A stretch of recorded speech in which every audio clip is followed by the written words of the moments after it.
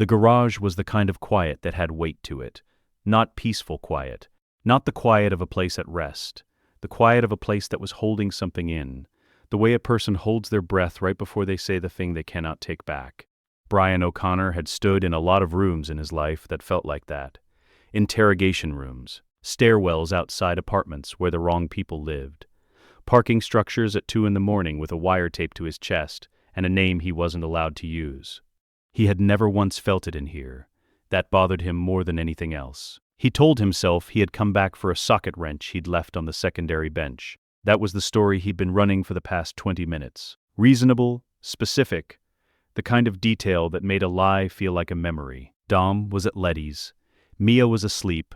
Jack was asleep. The house behind him was dark except for the kitchen light Mia always left on, and the garage was lit by the single overhead fluorescent that Dom kept slightly too dim for actual work because Dom never actually needed more light than that. He just knew where everything was. Brian stood at the workbench and did not pick up the socket wrench. He was looking at the 70 Charger. He had looked at this car 1,000 times.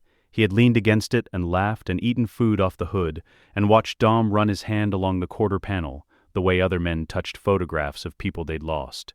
He knew the car's mythology by heart. The 900 horsepower, the blower, the year it was built, the man who built it. He had accepted the mythology the way you accept any story that comes pre-attached to someone you love. You don't audit a story like that. You receive it. But something had been pulling at the edge of Brian's attention for 3 days now, and he had finally stopped pretending it wasn't. It was the seam. Along the bottom edge of the driver's side door panel, just above the rocker, there was a seam that didn't match the factory specification. Brian knew factory specifications. He had rebuilt enough cars in this garage, sitting next to Dom, learning from Dom, absorbing the knowledge Dom handed out in the careful, measured portions of a man who never taught you more than he intended. The seam was a 1/4 inch proud of where it should have sat. Whoever had done the work was exceptional. Exceptional enough that you would never catch it unless you were looking with the specific knowledge that there was something to find. Brian crouched next to the door panel and pressed his thumb against the seam. It gave. Not dramatically, not like a movie. It gave the way something gives when it's been opened and resealed many times. The friction memory of repeated access worked into the material. He found the edge with his fingernail, applied lateral pressure, and the panel swung inward on a mechanism so clean it made no sound at all. Inside the hollow, a waterproof case, matte black, military-grade composite, the kind of thing that came with a depth rating and a tamper indicator. The indicator was green. Whatever was inside had not been accessed recently. The case had been left here to be found by someone who knew to look, or to sit here undisturbed forever, if that someone never came. Brian sat on the concrete floor of the Toretto garage and opened the case. There were 2 files, printed documents, sealed in separate sleeves. No digital copies. No metadata trail. The choice of physical media told him something about the person who had assembled this, the same thing that a choice of weapon told you about the person who picked it up. Deliberate, patient, absolutely confident that paper, in the right hands, was more permanent than any server. He opened the first sleeve. It took him 40 seconds to understand what he was reading. Another 30 to accept it. Jack Toretto's life insurance policy, the original filing date, the modification date which came 6 months before the Daytona race, the original beneficiary, Maria Toretto, née Salazar, the mother. The modified beneficiary, Dominic Toretto, executor of estate, sole recipient of the $147,000 payout. The modification had been filed through a notary in Inglewood. It was perfectly legal, bureaucratically invisible. Dom had been 16 years old when this was filed. Brian set the sleeve down carefully on the concrete beside him. He did not put it back in the case. He opened the second sleeve, a hand-drawn map. The paper had aged to the color of old cream, and the ink was the dense, precise black of someone who had been taught to draft by hand before computers made the skill redundant. Port of Los Angeles entry points, warehouse locations in the San Fernando Valley, timing windows marked in a code that took Brian less than a minute to parse, because he had seen a version of this notation system once before in an LAPD evidence file from 2001. Truck movement windows. I-5 interchange vulnerability points, a logistics architecture for hijacking freight. The date at the top right corner. Brian looked at the date for a long time. 18 months before the Fast Crew hijackings that had sent him undercover. 18 months before Dom Toretto became a name in a case file on Brian's desk. Jack Toretto's signature was on the bottom left of the map, the signature of a man who had co-signed a document he believed was a business planning exercise his 17-year-old son was doing for a class, or for a dream. The signature of a man who trusted his son completely. The signature of a man who had 19 months left to live. Brian became aware, in the way that you become aware of something that was already present before you noticed it, that he was not alone in the garage. He did not hear the door. He did not hear footsteps. What he became aware of was a stillness behind him that was different from the stillness of the room, a stillness that had intent in it. He had felt this stillness before, in the field, and every time he had felt it, it meant the same thing. Someone trained was standing where they could see you, and they had been there long enough to have made every decision they needed to make. He turned. Dom was standing in the doorway between the garage and the house. He was still dressed from wherever he'd been. He was not holding anything. His arms were at his sides and his face was. Brian would spend years trying to find the right word for that face, and the word he would eventually use in the black box recording, the word he would say into the recorder at 3 in the morning in a location he refused to document, was settled. Dom's face was settled, the way a man's face is settled when he has been waiting for a specific thing to happen for a very long time, and now it is happening, and there is relief in the arrival of it, even if the thing itself is not good. "You found it," Dom said. His voice was quiet, the same voice he used at the dinner table, the same register he used when he was explaining something mechanical to someone he liked. Brian looked at the files on the concrete floor between them. He looked back at Dom. Dom, crossed the garage. Not fast, not slow. The walk of a man who had already determined that there was no urgency here. He sat on the hood of the Charger, his father's car, the car Brian now understood in a different way than he had 60 seconds ago. And he rested his hands on his knees, and he looked at Brian the way a person looks at someone they are genuinely fond of, which was the most disorienting thing Brian had experienced in a career built on disorientation. "You want to know what love costs," Dom said. "Really costs, not the version people tell at funerals, not the version that goes on headstones." Brian said nothing. He was doing the math. He was running exits, angles, options. He was doing it automatically, the way you do when the training kicks in ahead of the conscious mind, and what the training was telling him was that Dom had been in this room longer than Brian had, which meant Dom had already run the same math, and Dom's math was better. "My father was a good man," Dom said. "Hard-working. He believed in people. He believed in the work. He believed that if you put enough of yourself into something honest, it would give something honest back." A pause. The fluorescent light made no sound.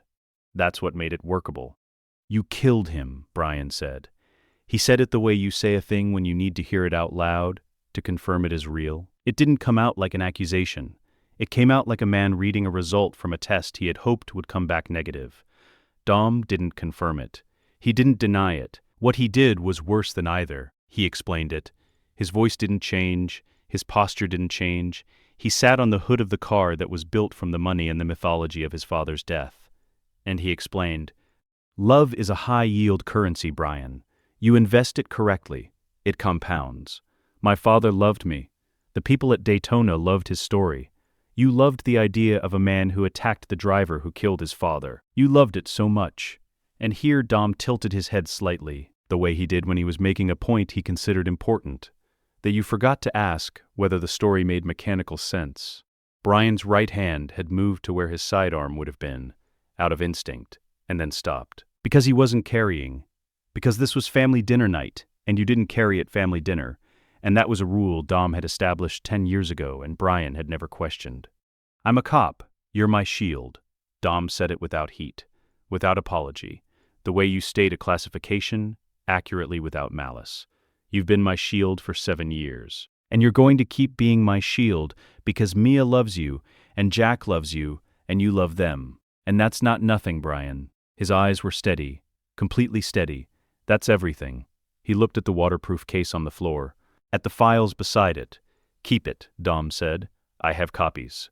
Brian stood in the Toretto garage at 11:40 at night, holding evidence of a murder that was 26 years old and perfectly constructed and completely unprosecutable. surrounded by the smell of motor oil and the particular kind of silence that only exists in places where something has been hidden for a very long time.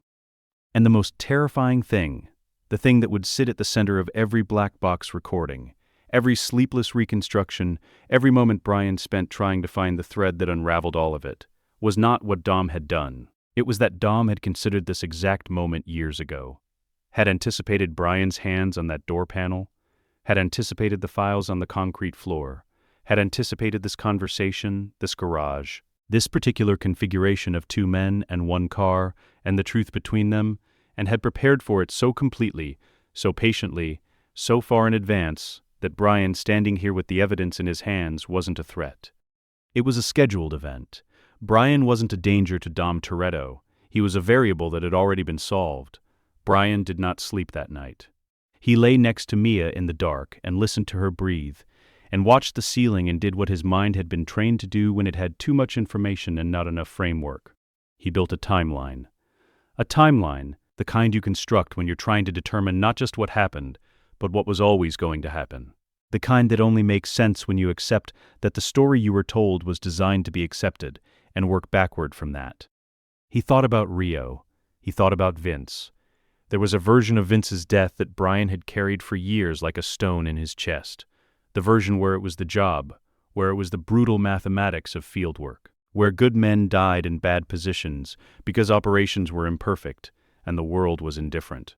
He had told himself that version so many times it had become texture, background, the kind of grief that stops being acute and becomes structural, part of the architecture of who you are.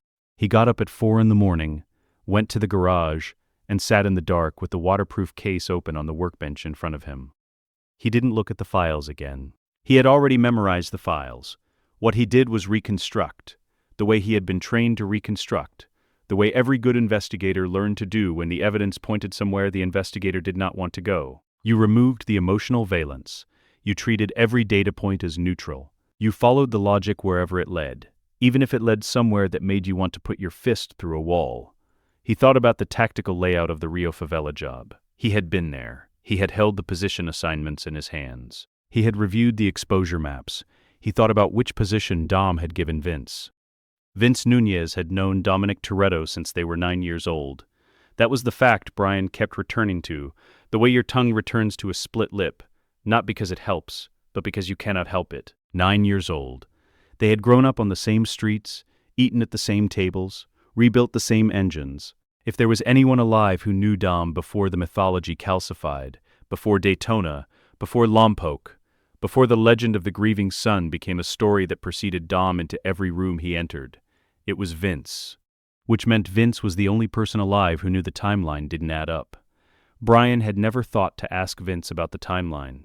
He had never thought to ask because Vince had always been Dom's man, visibly and loudly and without apparent reservation, the kind of loyalty that reads as uncomplicated because the performance of it is so complete. But Brian was reconstructing now. He was removing the emotional valence and following the logic.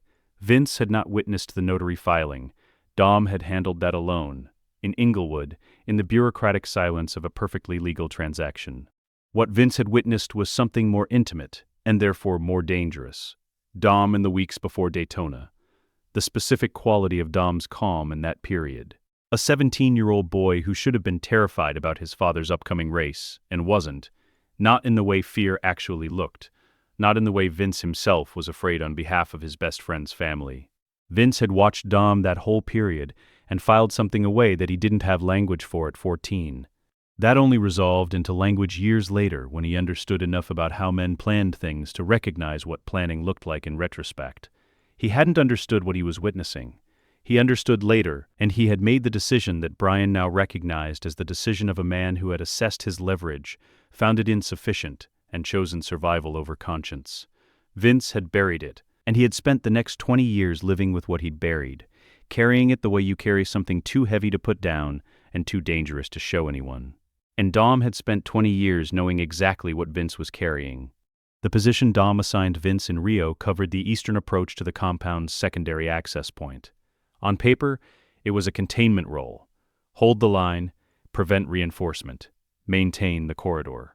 Standard operational assignment, the kind of thing you gave a trusted crew member, someone with enough experience to manage pressure without supervision. What the paper didn't reflect, because Brian hadn't been looking at it with the right question in mind, was the exposure window. Reyes's security protocol called for a maximum response sweep of the compound perimeter at precisely the point in the operation when the vault was being physically moved. This was not publicly known. It was in the financial records Dom had recovered from the compound the night before the heist. Records that also contained, buried in the operations ledger, the reference to Reyes's personal discretionary reserve that Dom would quietly absorb without putting it on the distribution manifest. Dom had spent that night with those records. He had read everything. He had known about the sweep. He had known the eastern approach would be the kill zone for approximately 4 minutes during the most kinetically intense phase of the operation. He had given that position to his oldest friend. Brian sat at the workbench and let that settle into him the way cold settles into concrete. Slowly, completely, without any possibility of reversing it once it's in.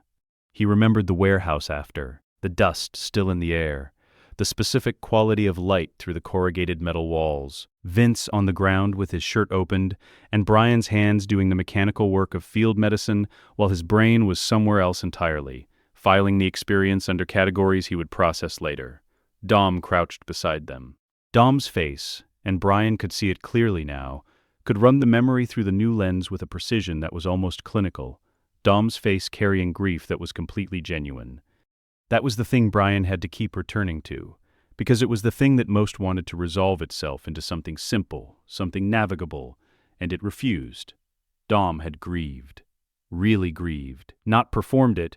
Brian had spent years reading the performance of emotion in people who were hiding things, and he knew the difference between grief and the shape of grief, and what Dom had shown in that warehouse was the real thing. He had loved Vince. He had grown up with Vince. He had sat at Vince's mother's table and eaten her food, and watched Vince become a man, and genuinely, in whatever way Dom Toretto was capable of genuine feeling, loved him. And he had placed him in a 4-minute kill zone anyway, because Vince, knowing the timeline, was a liability that compounded over time, because comfortable crews asked questions, and Vince's particular question, the one he'd been not asking for 20 years, was the one question that unraveled everything backward, to Daytona. Because the Rio operation provided a context in which an asset could be resolved in a way that would read, to every observer including the asset himself, as an operational tragedy. Brian found the line item later that morning. Not in the waterproof case. Dom had put that there for Brian to find, when Brian was ready. He found it in the secondary financial ledger Dom kept in the hidden partition of the garage's wall-mounted diagnostic terminal. Because Brian had spent a week after the night in the garage learning how to look for the things Dom had decided he didn't need to hide particularly carefully. The things Dom had left findable, because findable was a different category than threatening. A single line, V, liability resolved. Below it, the amount held in trust for Vince's family. Correct to the cent. Administered with the same attention to detail as every other financial instrument in Dom's architecture. Dom had grieved him, and paid his family and buried the liability and filed the paperwork, and he had done all 4 of those things with equal thoroughness. And the horror of that, the genuine horror, the kind that sat below the stomach and didn't move, was that none of it was contradictory. Dom had not compartmentalized. He had not shut a door in his mind between loving Vince and resolving Vince. He had held both things in the same hand, weighed them with the same scale, and arrived at an outcome that his accounting recorded as clean. Brian was still at the workbench when the sky outside started its first gray suggestion of morning. He heard Dom's footsteps, not on the floor, on the stairs from the house, the particular weight of them, and he didn't move. He had stopped instinctively calculating exits. He wasn't sure when that had happened. He wasn't sure if it was resignation or something more complicated. Dom came into the garage and looked at Brian and looked at the workbench and poured 2 cups of coffee from the thermos he'd brought down. Which meant he had known Brian was here, which meant he had known Brian hadn't slept, which meant nothing about this morning was unplanned. He set a cup next to Brian's hand and leaned against the secondary bench with his own cup and said nothing for a while. The 100 million, Brian said finally. That wasn't a justice mission. Dom drank his coffee. Hernan Reyes ran the most sophisticated vehicle-based logistics network in South America, Brian said. He was saying it aloud to confirm that he had assembled it correctly, that the reconstruction held together under the pressure of being spoken. You didn't rob him. You performed a hostile takeover. The money was operating capital. The routes were the asset. Dom looked at him over the rim of the cup. His expression was the expression of a man whose student has just correctly solved a difficult problem. You run those routes now, Brian said. For 3 years, Dom said. Clean. No civilian casualties.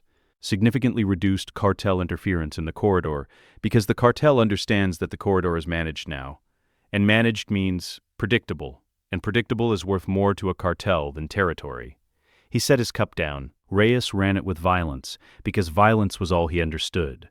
Violence is inefficient. It creates a tension. It creates grievances.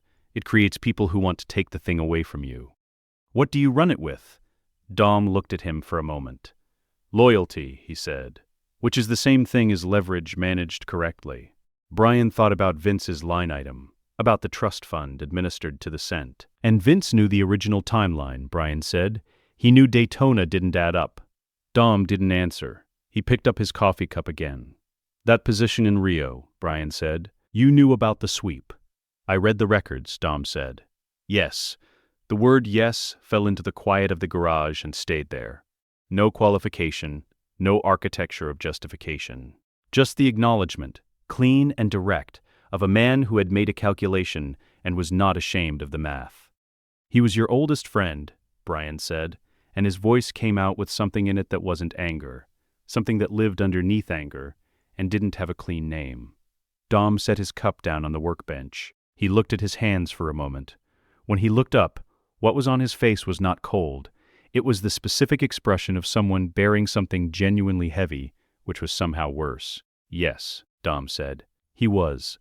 The garage was silent. Outside, a bird started up somewhere in the pre-dawn dark. Brian looked at the secondary bench, at the coffee cup Dom had set beside his hand, at the thermos Dom had carried down from the kitchen, which meant Dom had planned this conversation, had given it a setting, had decided what would be present and what would not. He looked at the 70 Charger. He thought about what it meant that the car was still here, that Dom still drove it, that Dom said this is my father's car in the same voice every time, warm and weighted with something that sounded exactly like love. He thought about the difference between a tribute and a trophy. He thought about how, if you were the man who had built all of this, who had mapped the routes at 17 and altered the document at 16, and placed his oldest friend in a 4-minute kill zone in a Rio favela, the most psychologically precise thing you could do every single morning was climb into the car that started everything and drive it like it mattered. Not because it was a reminder. Because it was proof. Proof that the original calculation had been correct, that the cost had been worth the return. That a 17-year-old boy with a plan and a tool, and 11 minutes alone in a garage had been right about what love, properly invested, could build. Dom finished his coffee. He picked up the thermos and walked back toward the house stairs without hurrying. Get some sleep, Brian, he said, not unkindly. Brian sat at the workbench in the growing light and understood, with the specific clarity of a man who has just had a very important door close very quietly behind him, that Dom had not come down here to explain himself. He had come down to let Brian finish arriving at the truth. Because Brian arriving at the truth, fully and without remaining illusions, was not a problem Dom needed to solve. It was the next phase of the plan. Brian started pulling thread. That was the only way he could describe it to himself. The specific, methodical process of going back through every memory he trusted and pulling the thread that ran through it, the one he hadn't known to look for, to see what unraveled. He did it the way he had been trained to do it, systematically, without attachment to the outcome. He gave himself 1 week, working alone, using nothing connected to any network Dom might be watching, which he now understood meant assuming everything was connected to a network, Dom was watching and working around that accordingly. He used paper. He used a pen. He used a storage unit in Pomona he had rented under a name that had never appeared in any case file connected to Dom Toretto, paid in cash, accessed on foot. On the 3rd day, he wrote Han's name at the top of a clean page and sat with it for a long time before he wrote anything else. The thing about Han Solo was that he was the one the crew didn't perform grief for. Roman performed grief. Roman was loud with it, present with it, turned it outward and wore it visibly, because that was how Roman processed everything. By making it external, giving it an audience, transmuting pain into presence. Tage went quiet in a specific way that was its own kind of performance. The performance of a man who understood that his grief was private and chose to honor that understanding publicly. But the crew's grief for Han was different. It was the kind that didn't resolve, the kind that kept surfacing in unguarded moments. A song on the radio, a particular slant of afternoon light, the smell of a certain food. Brian had watched it operate in the people around him for years, without fully understanding why Han's loss specifically had left that particular mark. He was beginning to understand now. Han was the one who hadn't needed to be there. He wasn't running from something. He wasn't building towards something. He had found something in Tokyo that worked for him.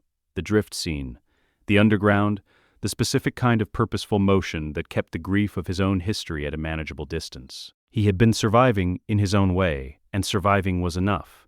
He wasn't asking for more than that, which meant his removal wasn't the cost of ambition, it wasn't the cost of a job or a decision or a mistake. It was the cost of proximity to Dominic Toretto, and nothing else. Brian wrote that down and stared at it. Then he sat with the second thought, the one that arrived after the first and was, in its way, more disturbing. He was not certain Han was dead. He sat with that for a long time. The crew's grief was real. He had no reason to question the grief. But he had learned in the weeks since the waterproof case to separate the reality of a feeling from the reality of its cause. Dom had taught him this, without meaning to, by being the proof that the two could be entirely disconnected. The crew believed Han was gone. The question Brian was now asking was a different question. What had Dom known? And when? And what had he done with what he knew? He wrote, "Did Dom arrange it, or did Dom allow it? And is there a third option?" He went back to the tactical reconstruction. Dom's surveillance infrastructure, the network Brian had begun to find traces of in the financial records, the shell company documentation, the procurement trails that Tej would have followed to their source in about 40 minutes if Tej had ever been pointed at them with the right question, had been operational in some form since the late period of the Fast Five aftermath. Tej had never been pointed at them, because Dom controlled what questions got asked. But the implication of an operational surveillance network in that period was specific and devastating. Dom had known Deckard Shaw was coming.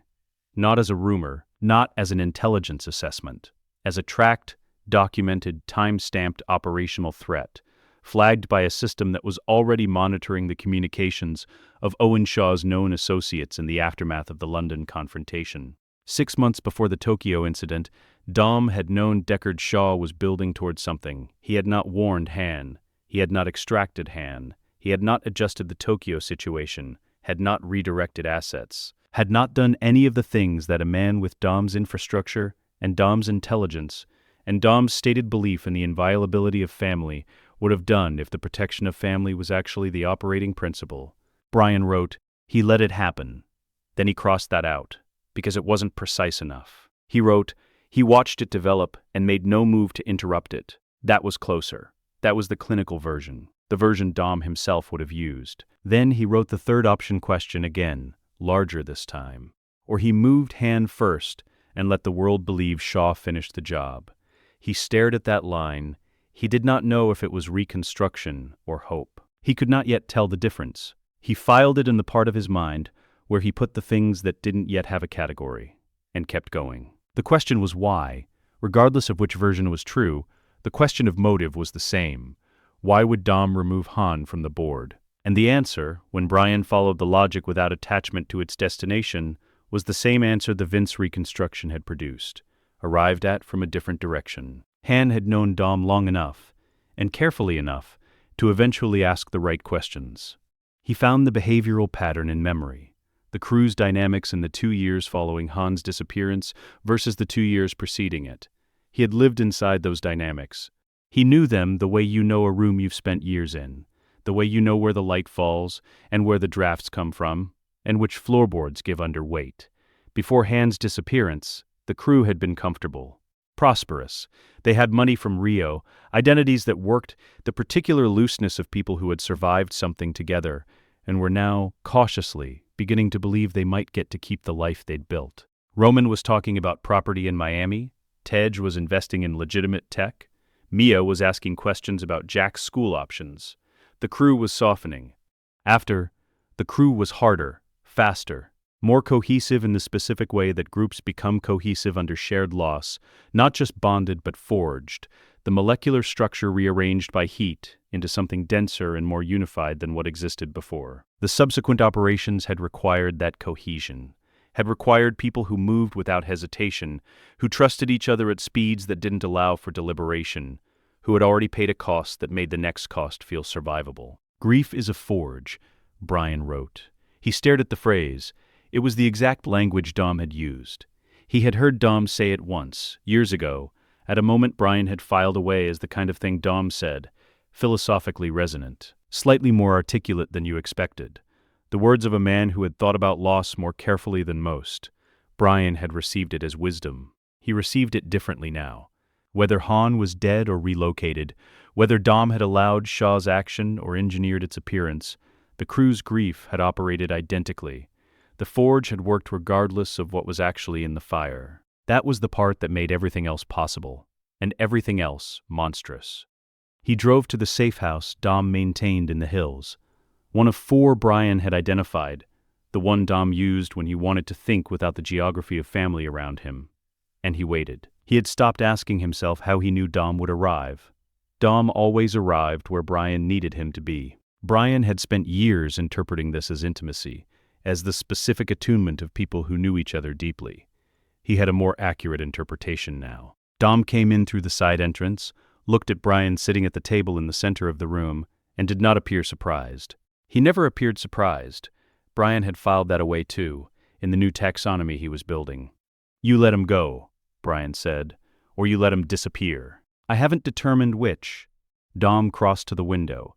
He stood with his back partially to Brian, looking out at the canyon below, the dry California hills, the specific shade of brown gold that meant late afternoon in a drought year. He didn't answer immediately. "I let a situation develop that I could have interrupted," Dom said.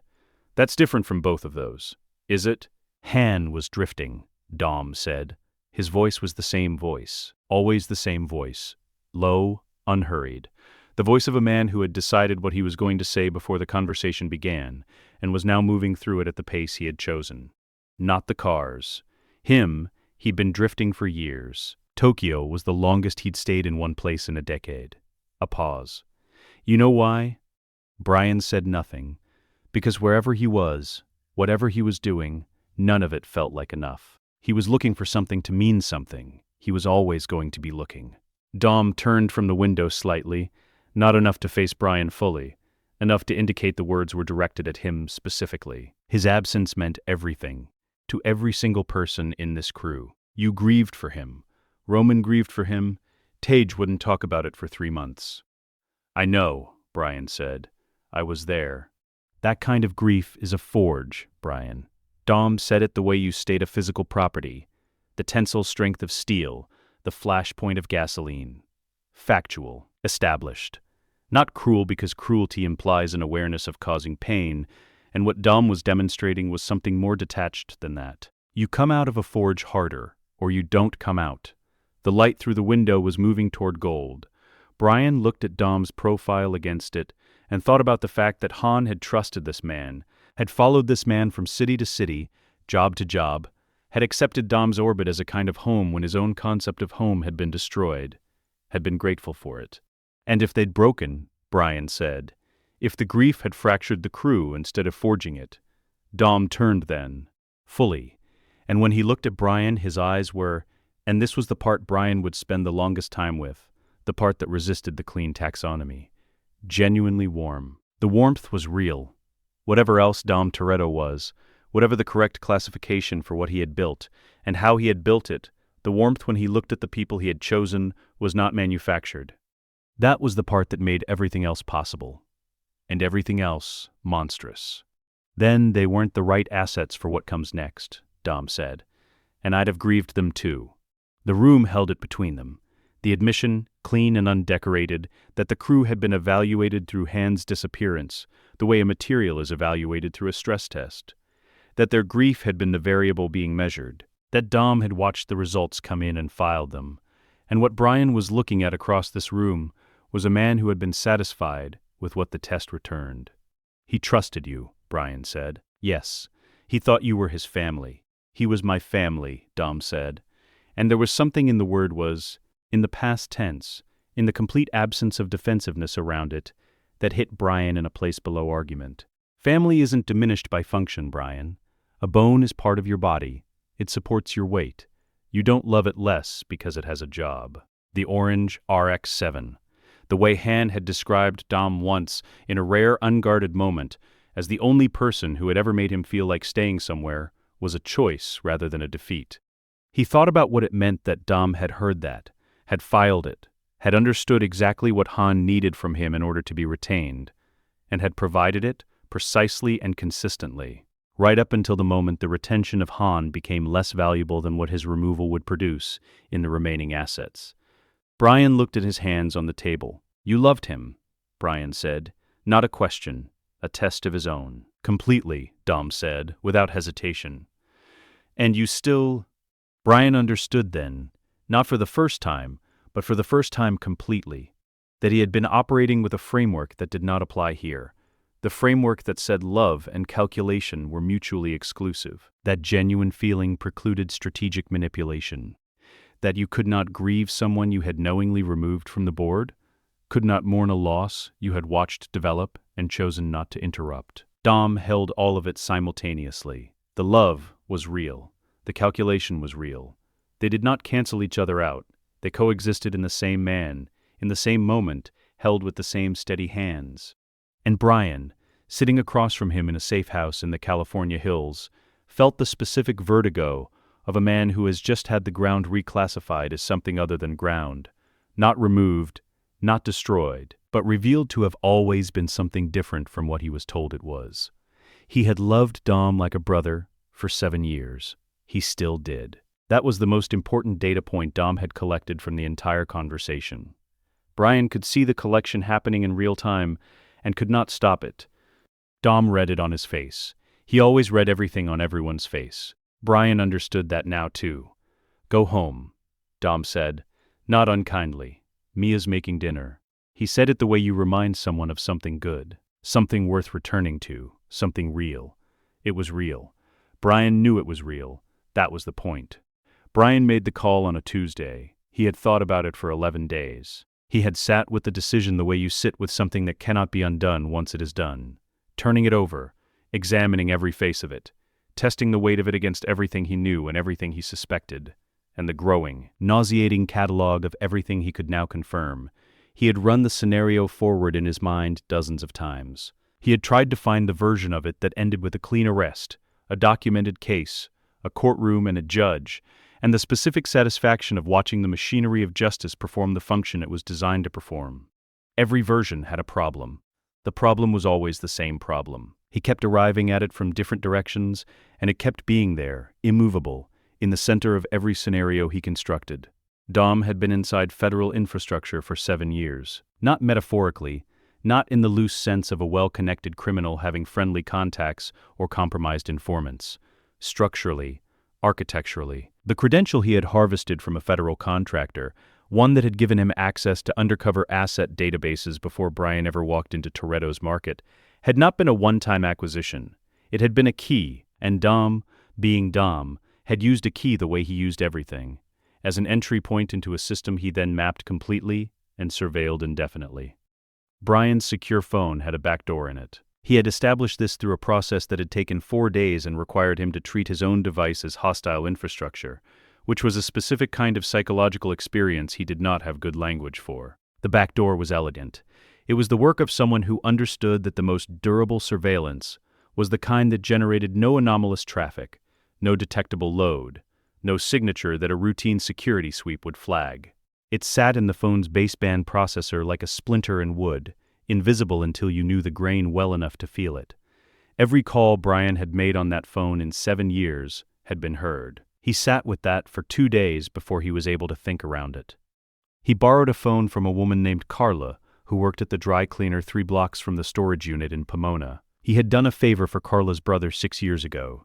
A minor thing, a matter of a case file and a word in the right ear, And Carla had the specific loyalty of someone who understood that debts of that kind were real and worth honoring. She handed him the phone without asking why he needed it, and went back to her work. He called his federal handler from a parking structure 2 miles away, standing between a concrete pillar and a decade-old Civic, watching the structure's entrance with the peripheral awareness of someone who had spent enough years in the field for it to become involuntary. The conversation was brief. He gave enough to establish probable cause, and not enough to expose his full reconstruction. Operational habit, the instinct of a man who had learned that you never handed anyone the complete picture until you were certain of the frame. His handler listened, asked 3 questions, said he would arrange a tactical team within 48 hours, and that Brian should maintain his current position, meaning his current life, his current geography, his current posture of normalcy within the Toretto household, until contact was made. Brian returned Carla's phone. He drove home. He sat at the dinner table with Mia and watched Jack push food around his plate and performed the version of himself that the last 7 years had made him very good at performing.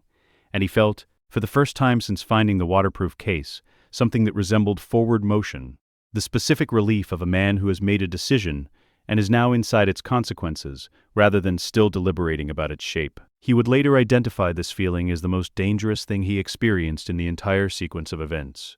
Not the fear, not the grief, the relief, because the relief meant he had stopped questioning. And stopping questioning was the gap Dom needed. The car began behaving differently on Thursday morning.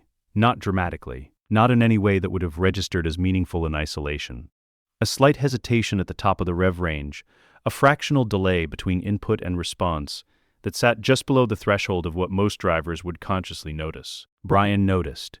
He had been rebuilt by proximity to Dom Toretto's mechanical standards, had absorbed through years of shared garage time the ability to feel a car's behavior the way a doctor feels a pulse, not just its presence but its quality, its texture, the information encoded in its variation from baseline.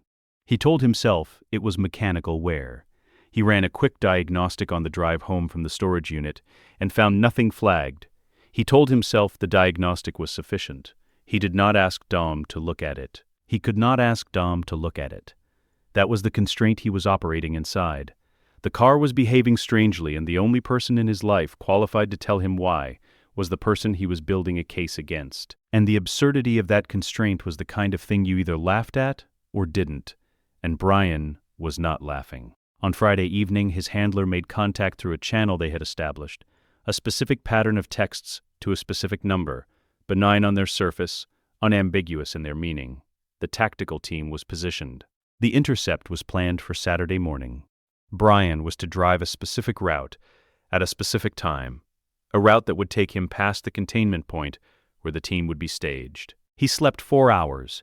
He got up before Mia woke and stood in the kitchen in the dark and drank coffee and thought about what happened after, the arrest, the processing, the case he had been building in a Pomona storage unit for 11 days, assembled in longhand on paper that he would hand carry to federal custody.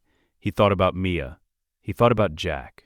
He thought about the conversation that would have to happen, and when it would have to happen, and whether there was a version of it that didn't constitute the demolition of the life Mia had built around a brother she had loved without reservation. For her entire existence, he found no such version.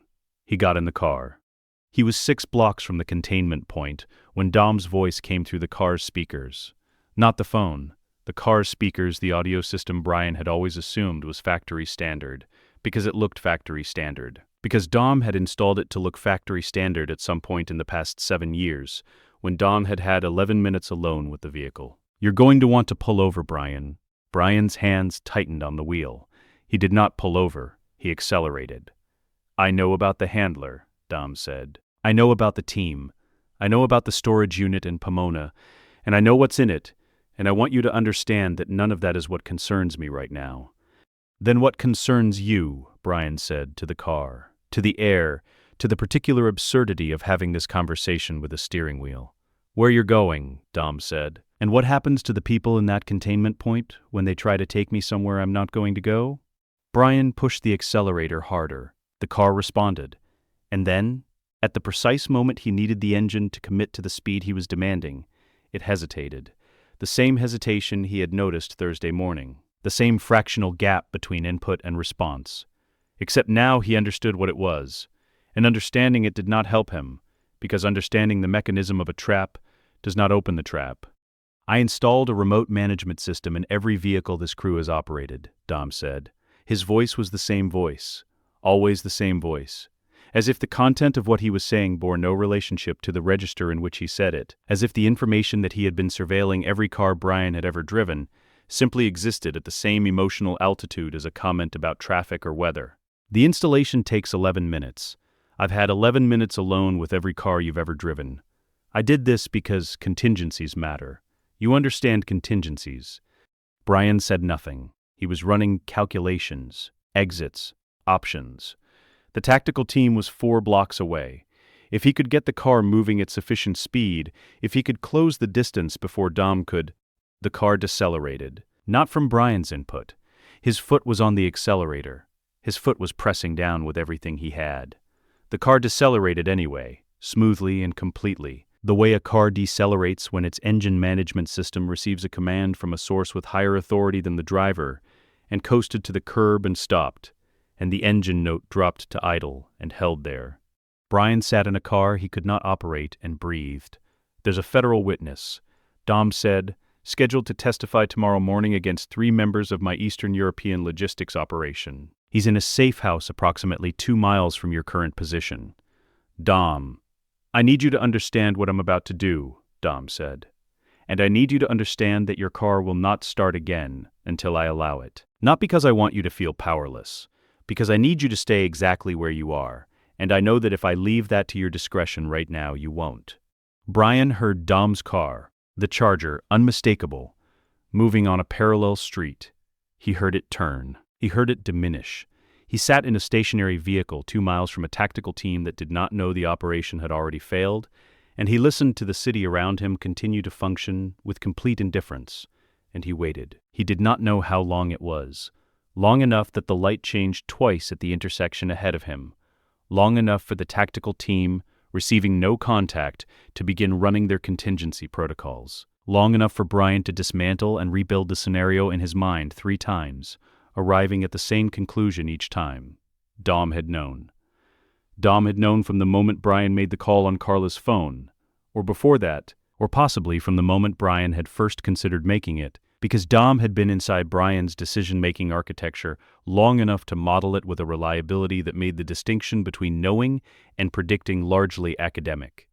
The Charger came back. Brian heard it park. He heard the door. He heard Dom's footsteps on the road surface.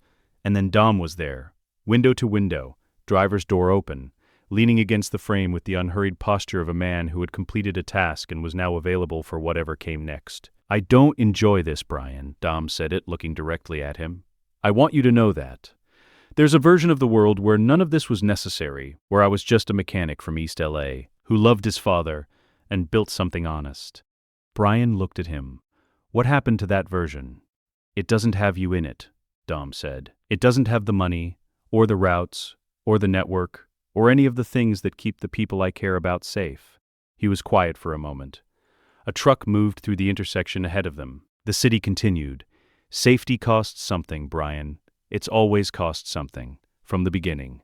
Brian thought about Jack at the dinner table, about Mia leaving the kitchen light on, about the specific weight of a life built inside a structure you had believed was chosen, and now understood, had been constructed around you with the patience of a man who planned in decades. "Start the car," Brian said. The engine turned over, smoothly, immediately, as if it had been waiting. Brian sat with his hands on the wheel and did not move, because the horror was not the kill switch. The kill switch was explicable, sophisticated, yes. The work of someone who had been thinking about contingencies longer than Brian had been thinking about anything, but explicable. A mechanism, a tool. The horror was what the kill switch meant retroactively. Every race, every chase, every moment across 7 years when the crew had been at speed, pushing cars to the physical limit of what they could do, feeling the specific electricity of being on the edge of control. Every single one of those moments had existed inside a system Dom could have terminated at any point. The near misses, the escapes, the sequences that had felt like survival because of skill and will, and the particular grace of people who were very good at moving very fast. All of it had occurred within parameters Dom had pre-approved. The crew had never been in danger Dom hadn't decided to allow. Every moment of genuine fear, of genuine stakes, of genuine near-death, auditioned, managed, run within the tolerances Dom had established and could revoke at 11 minutes' notice. Brian put the car in drive. He drove home. He sat through dinner. He watched Jack eat and listened to Mia talk about something that had happened at the school and performed, again, the version of himself the situation required. After dinner, he went to the garage. He stood next to the car Dom had just returned to his control. He put his hand on the roof and felt the metal under his palm, warm from the day's sun, solid and real, and absolutely, completely not his.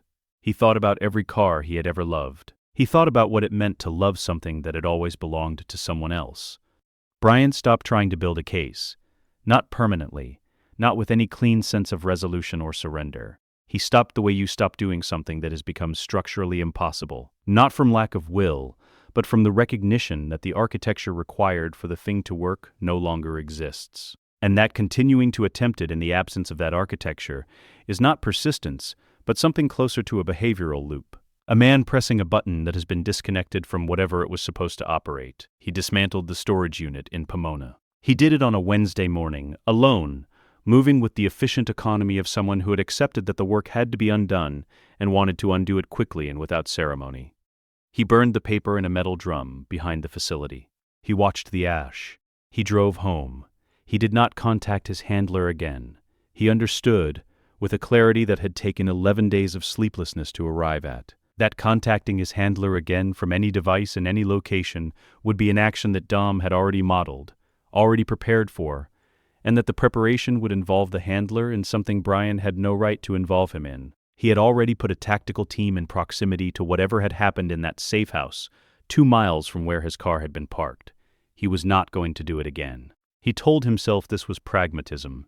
He told himself this was the rational assessment of a man who understood his operational constraints. He was aware, at a level below the telling, that it was also something else. He found the final partition on a Sunday.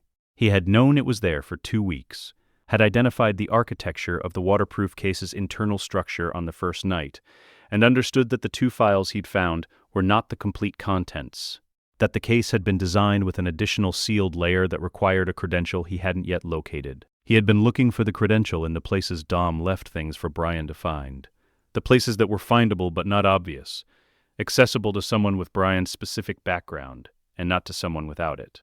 He found it in the garage diagnostic terminal, nested inside the calibration data for the Charger's fuel management system, a 16-character string that looked like a routine system code, and was not. He recognized it for what it was, because Dom had taught him the notation system 4 years ago, during an afternoon in this same garage, presented as a lesson in reading diagnostic outputs from modified engine management units. Brian had learned it as a mechanical skill. Dom had been teaching him to read his own lock. He sat with that for a moment. Then he entered the string into the partition's encryption prompt. The password field cleared. The partition opened. The document inside was 43 pages, formatted with the clean, hierarchical precision of a corporate quarterly review, section headers, subsections, numerical ratings, footnotes, the kind of formatting that indicated not just organization but habit, the accumulated practice of someone who had been producing documents like this regularly and privately for years. At the top, a title, Asset Status Report, Q4 Review. Brian read the first page standing up. He sat down for the second. By the third, he had stopped registering the physical act of reading and was simply absorbing, the information moving through him the way very cold water moves through a system, not comfortable, not painful in any acute way, but changing the temperature of everything it touched. The crew profiles were clinical in a way that was worse than cruelty. Cruelty would have been easier. Cruelty had a recognizable shape, a legible motive, a framework Brian could have placed against his experience of Dom, and found the contradiction and held on to the contradiction as evidence of something false. What the profiles contained instead was accuracy. They were the most accurate psychological portraits of the people Brian loved that he had ever encountered, more accurate than anything in any federal file, more accurate than what Brian himself would have written if asked, because Brian's portraits would have been inflected by affection and Dom's were not. They were inflected by utility, which Brian was beginning to understand, produced a clearer image. Roman's entry was the longest. Not because Dom valued Roman most. The ratings made clear that Roman's operational ceiling was the lowest of the primary assets, but because Roman's psychological profile was the most complex to maintain. The abandonment vulnerability required ongoing management. Too much reinforcement and Roman became complacent. His performance degraded, his risk calculus loosened in ways that created operational exposure. Too little, and the anxiety surfaced as erratic behavior that drew attention and complicated mission parameters. Dom had been calibrating Roman's sense of belonging for years, with the precision of someone adjusting a very sensitive instrument, giving just enough, and never more, keeping the needle in the zone where Roman felt chosen without feeling secure. Brian thought about every time Dom had laughed at Roman's jokes. Every time Dom had put a hand on Roman's shoulder in that specific way, the way that communicated solidity and presence, and I see you, the vocabulary of a man who understood exactly what Roman needed to receive in order to remain functional. He thought about whether it had been real. He could not determine whether it had been real. He thought that might be the point. Tage's entry was shorter and more technical. The primary retention mechanism, genuine intellectual challenge, was noted alongside a warning that Dom had written to himself. Any operational simplification risks asset disengagement. Must continue sourcing problems commensurate with capacity. Monitor for ceiling indicators. There was a list of the operations Dom had specifically designed to require Tage's highest-level capabilities, annotated with the degree to which each had succeeded in maintaining engagement. The list was 13 items long. Brian recognized all 13 operations. He had participated in most of them. He thought about Tej in the field, the specific expression on his face when a problem clicked into solution, the satisfaction that was as close to pure as anything Brian had witnessed in another adult human being. He thought about Dom watching that expression and filing it under retention metric. Successful. He turned to Letty's profile and read 2 pages of it, and stopped. Not because it was worse than the others, because it was different in a way that required time to process. Dom's notes on Letty did not read like an asset management record. They read like a man attempting to apply the language of asset management to something that resisted the framework. The annotations had a quality of friction in them, small corrections and rewordings that indicated Dom had written and revised, had found his usual vocabulary insufficient and reached for other language, and found that insufficient too. The profile was accurate. The vulnerability identification was accurate. Identity fusion, self-concept built around Dom from adolescence. The specific kind of bond that made conventional manipulation redundant because the bond itself was the mechanism. But in the margins of the Letty pages, in handwriting slightly less controlled than the rest of the document, there were 3 words that Dom had written and not crossed out. This one's different. Brian looked at those 3 words for a long time. He did not know what to do with them. He filed them in the part of his mind where he put the things that didn't yet have a category, and moved on. His own profile was at the back. Asset designation. Shield. He had known this.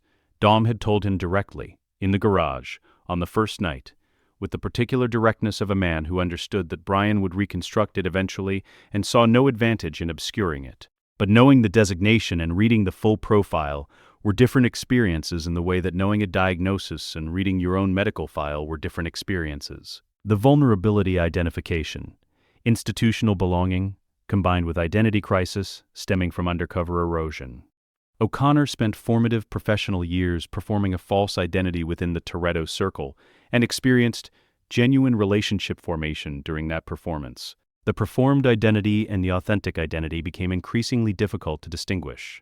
This ambiguity is the primary asset. O'Connor does not know which version of himself is real. This uncertainty binds him to the environment where both versions are accepted without distinction. Brian read it twice. He read it a 3rd time. He thought about the night he had let Dom go at the end of the first operation. The Charger disappearing into the dawn. Brian standing on a street in Los Angeles, holding a 10-second car, and a decision that had ended his previous life in a single motion. He had always understood that moment as pure, as the kind of decision that revealed character by stripping away everything else, leaving only what the person actually was underneath the role and the assignment, and the institutional loyalty. He understood it differently now. He understood it as the moment Dom's investment returned its first yield. At the bottom of the final page, a section header, FMILY, Directive. Below it, the acronym spelled out in the same clean formatting as everything else in the document, without drama, without any indication that Dom considered it remarkable. Functional assets managed for international logistics and yield. Brian sat in the garage of the Toretto house and looked at the word family broken into its operational components, and felt something move through him that was not anger and was not grief, and was not the particular cold clarity of professional detachment. It was something that lived between all three of those things and had no clean name. He looked at the family photographs on the workshop wall. Dom and Letty at some beach somewhere, her head tilted back laughing. Mia holding Jack the week he was born. The look on her face, the specific look of someone who has just discovered a love they had no prior category for. The crew at a table somewhere, Roman with his arm around Tej, both of them mid-argument, frozen by the camera into something that looked like joy. He looked back at the screen. He heard Dom's car in the driveway. Dom came through the house entrance, not the garage entrance, the domestic approach, the man coming home approach, the approach that carried the accumulated weight of 1,000 ordinary evenings. He was carrying a paper bag from the taqueria on 4th Street, the one Brian had introduced him to 4 years ago. He set it on the secondary bench without comment, and looked at Brian, and looked at the screen, and looked back at Brian. "You're not angry," Dom said. "I'm past angry," Brian said. Dom nodded slowly, the nod of a man receiving information he finds credible. He pulled a stool from under the bench, and sat on it, and opened the paper bag and produced 2 wrapped items, and set one in front of Brian with the unhurried ease of a person who has decided this is a dinner conversation, and is behaving. Accordingly, "You named the whole thing after a word you don't believe in," Brian said. Dom unwrapped his food. "I believe in family completely," he said. "I just have a more rigorous definition." He looked up. "A family is a system of people who protect each other and advance each other's survival. That's what I built. That's what I maintain. The sentiment is real, Brian. The sentiment just doesn't run the operation." "Roman," Brian said, "you've been calibrating Roman's sense of belonging for years, like he's a dial you're adjusting." "Roman's sense of belonging was already broken when I found him," Dom said. "I didn't create that wound. I managed it. He functions. He's alive. He has people around him who genuinely care about him. Because I built an environment where that genuine care could develop." A pause. "Tell me how that's worse than what he had before." Brian didn't answer. "Tej has spent his entire life being the smartest person in the room and being tolerated for it," Dom said. "I gave him problems actually worth his mind. I gave him people who recognized what he was. That recognition is real. I didn't manufacture Tej's talent, and I didn't manufacture the crew's respect for it. You also made sure he never saw the full picture." "No one sees the full picture," Dom said. "That's not cruelty. That's operational security. I don't see the full picture of what the 4th phase expansion is running on its outer edges. The architect doesn't need to see the whole building to design a load-bearing wall." "Mia." Dom was quiet for a moment, the first real pause of the conversation. Not calculated, or if it was calculated differently than the others, with different inputs. "Mia loves you," Dom said. "Genuinely, I didn't engineer that. I identified it, and I protected it. Because you are my most important asset, and she is your most important anchor, and together you are more stable and more present and more functional than either of you would be alone." He looked at Brian directly. "That doesn't mean it isn't real. It means it's both things simultaneously, real and useful. The two have never been mutually exclusive." The acronym. The clean, bureaucratic dismantling of the thing that had held his life together for 7 years. "The people at that table," Brian said. "The barbecue, every Sunday, they think they chose this." "They did choose it," Dom said. "Every single one of them. I arranged the conditions under which the choice was available, and I made certain that the alternative conditions were less appealing, but the choice was theirs. Roman could have walked away at any point. Tej could have. You could have. Could I?" Dom looked at him. The warmth in his eyes was present, as it always was, as it apparently always had been. Real and functional simultaneously, the two things coexisting without canceling each other out. "You're still here," Dom said. Brian looked at the paper bag, at the wrapped item Dom had placed in front of him, at the specific taqueria logo on the bag, the place Brian had introduced Dom to, the place that had become a standing habit, one of 100 small, accumulated habits that had built themselves into the architecture of a life. He thought about whether any of those habits were his. He thought about whether the question had a meaningful answer. He picked up the food. He ate. Dom ate across from him in the garage of the house that had been the center of Brian's world for 7 years. And outside, the night was doing what nights did, and the kitchen light Mia left on was visible through the house entrance, warm and specific and real. And Brian sat inside all of it and could not find the edge of it. Could not find where the structure Dom had built ended and the life Brian had chosen began. Could not find the seam. Brian found the footage on a Thursday in November. He had not been looking for it specifically. He had been doing what he had been doing for 3 weeks since the night of the acronym, moving through the drive's architecture the way you move through a building after an earthquake, carefully, testing each surface before committing weight to it, trying to establish what was still structural and what had become rubble. The drive had layers he had not yet fully mapped. Dom had built it the way Dom built everything, with more depth than the surface suggested, with more intention than any single excavation could fully expose. The footage was in a subdirectory, nested inside what appeared to be vehicle maintenance logs. The misdirection was almost leisurely.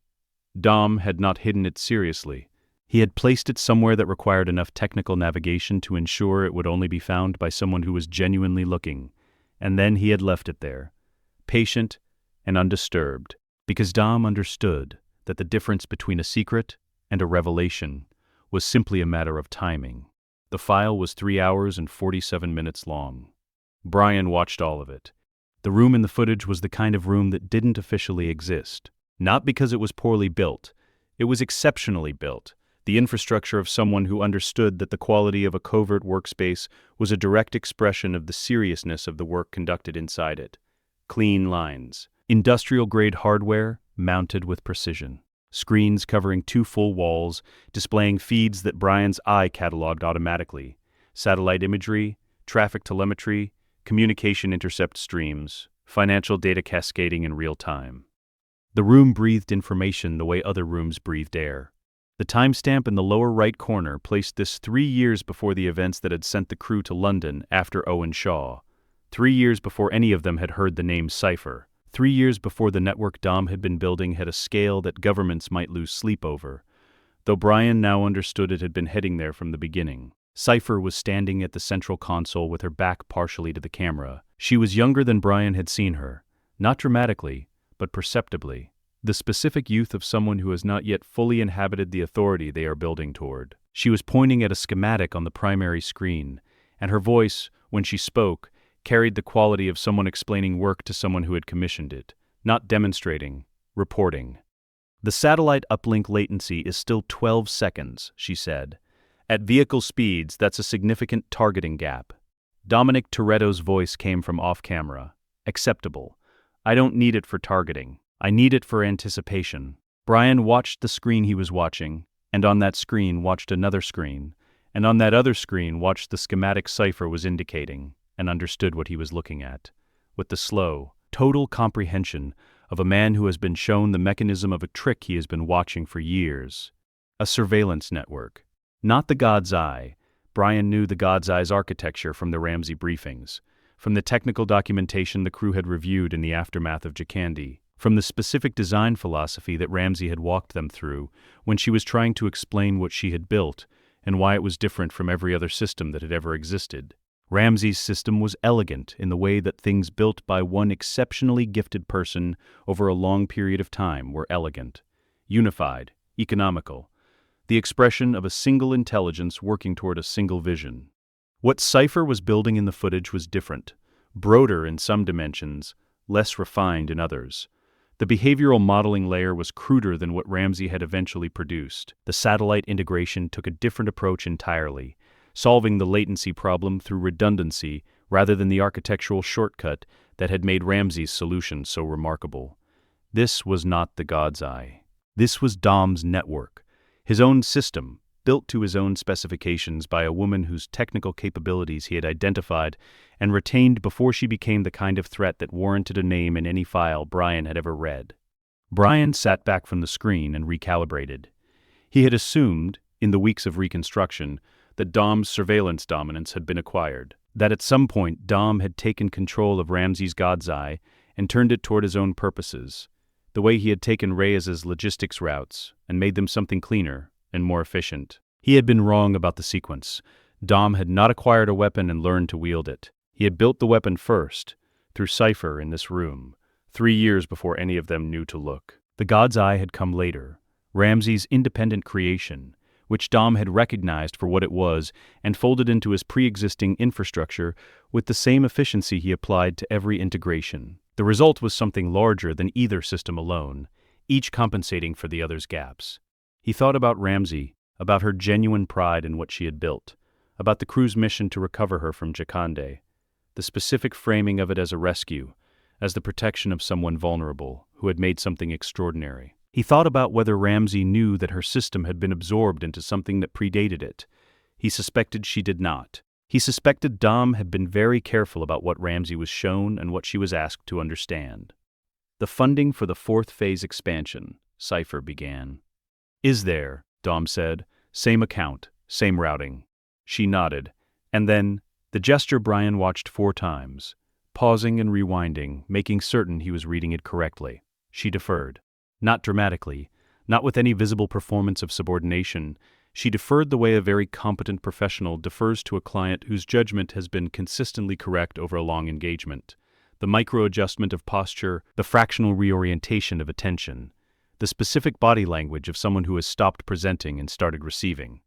Brian sat back from the screen. He thought about the events the crew now called Fast 8, about the nuclear submarine, about Dom's face when he had turned on his crew, the expression Brian had read at the time as anguish, as the specific horror of a man forced to act against everything he loved by a threat he couldn't neutralize any other way. He had believed that expression completely. He had built his understanding of what had happened around that expression as its foundation.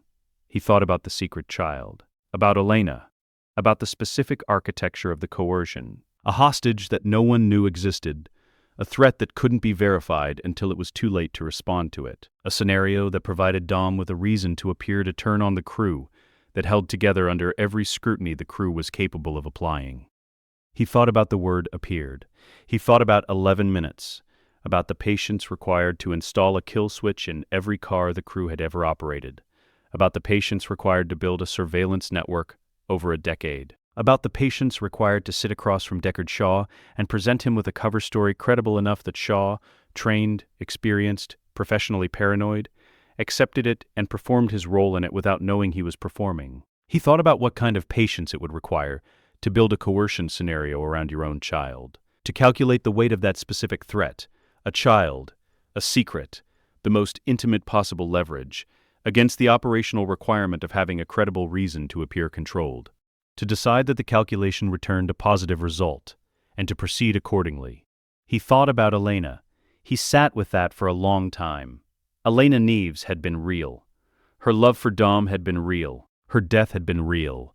Brian had no ambiguity about that, had seen enough in the aftermath of those events to know that her death was not staged, not managed, not a relocation dressed as a loss. Whatever Dom had constructed around the coercion scenario, Elena's death was not part of the construction. It was a cost, the kind of cost that Dom's ledger recorded with the same thoroughness it recorded everything else. And Brian found himself looking through the secondary files for the line item before he had consciously decided to look, the way you reach for something your hand already knows is there. He found it 40 minutes later. Not liability resolved. The language was different, and the difference told him something about the limits of Dom's architecture in a way that 3 words in a margin had also told him something.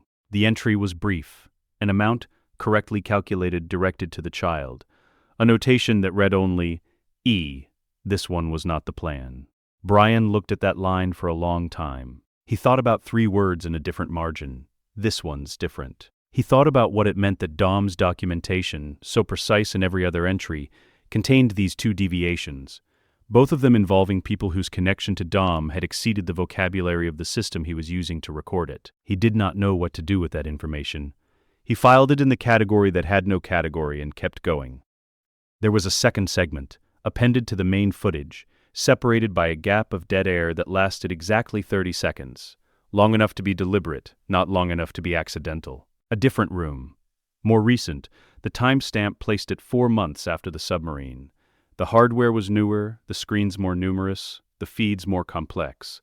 The fourth phase expansion, fully operational. And alongside Dom's own network feeds, integrated now with a cleaner architecture than what Cypher had been building in the earlier footage, Brian recognized the elegant latency solution, the unified behavioral modeling, the specific signature of Ramsey's God's Eye, folded into the larger system, and running as a component of it, the way a river runs into a sea and becomes indistinguishable from it.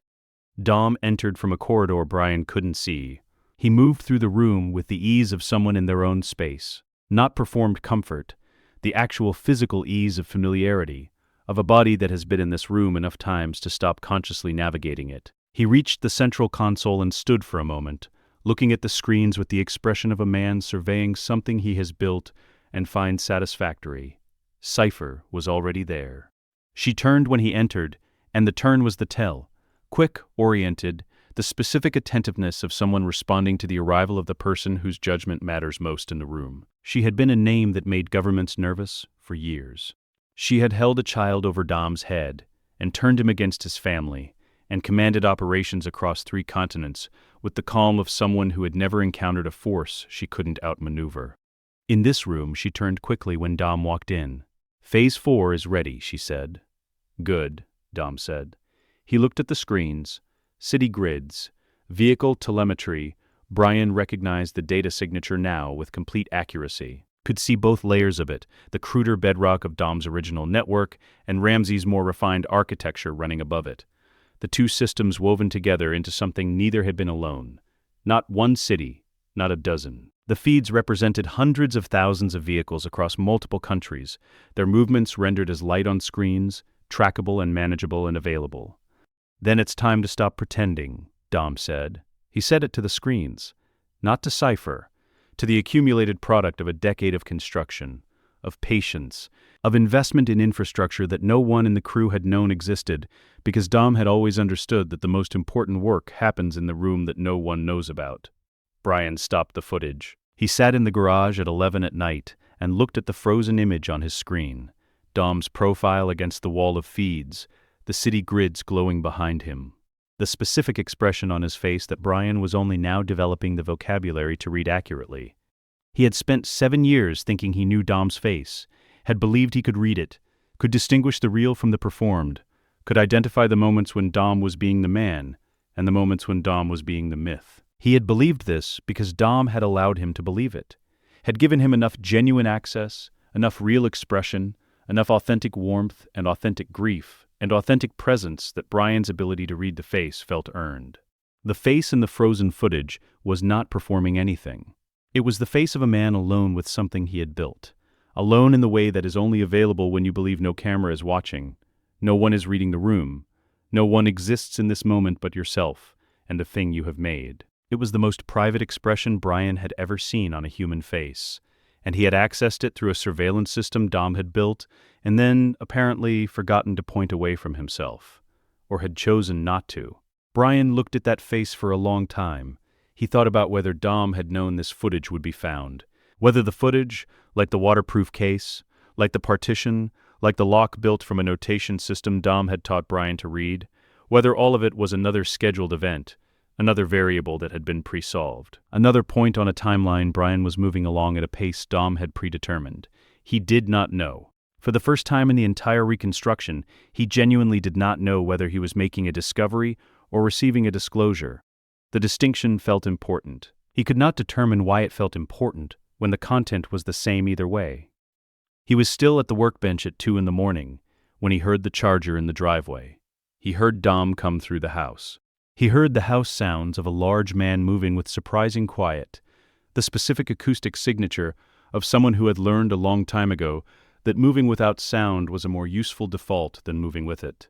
Dom came into the garage and saw Brian at the workbench, and saw the frozen footage on the screen, and looked at it for a moment with an expression Brian could now read with the accuracy of someone who had been studying a language long enough to hear its grammar.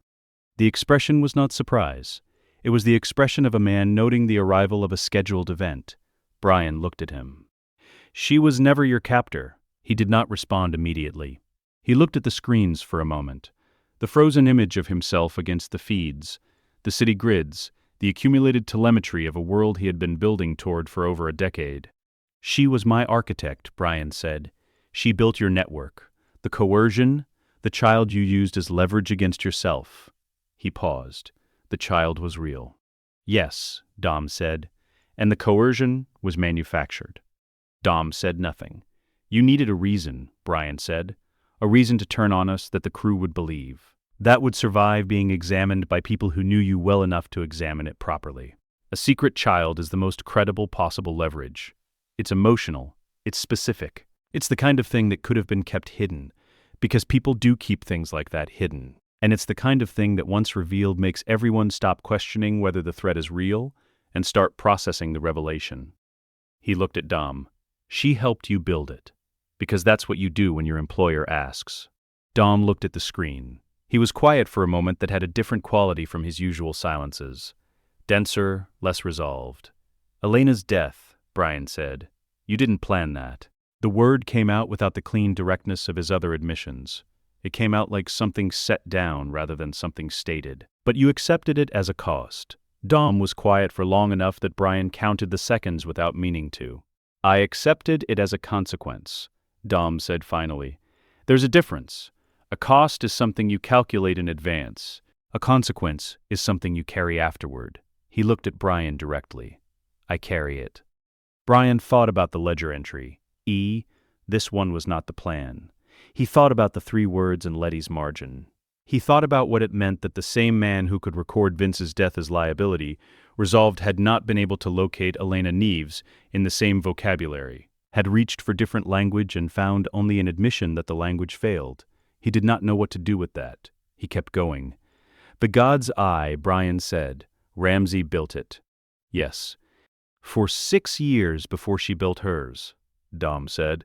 His voice had returned to its usual register, the factual tone, the correction of a misapprehension.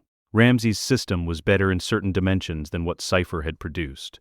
When the crew brought her in, I recognized what she had built, and I integrated it. Her architecture handles the behavioral modeling layer now. Mine handles everything underneath it.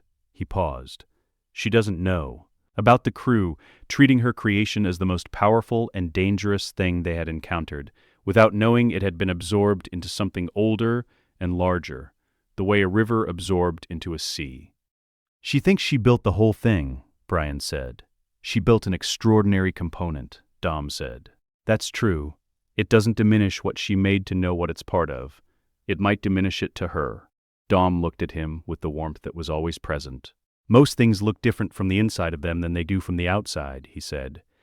"That's not cruelty. That's the condition of being inside something." Brian looked at the frozen image on the screen, at the city grids behind Dom's profile, at the 2 layers of telemetry that he could now read as 2 separate systems running in tandem, Ramsey's precision riding on top of Cypher's foundation, the whole thing answering to one person. "Phase 4, Brian said. "What does it do?" Dom looked at him. The warmth in his eyes was present, and underneath it, for the first time in all of Brian's reconstructions, something else. Not pride. Pride was too simple, too adolescent for what Dom built. Something more architectural, the satisfaction of an engineer looking at a completed span. "Everything," Dom said. He reached over and closed the laptop screen, and the frozen footage of himself disappeared. And the garage returned to its ordinary dark. And Dom picked up a wrench from the secondary bench and turned to the charger with the unhurried ease of a man who has nowhere else to be and nothing left to hide. Brian watched him work. He thought about the woman on those screens, who had operated across 3 continents with the calm of someone who had never been outmaneuvered. He thought about the word architect. He thought about what sat above an architect in a hierarchy that extended further up than he had known to look.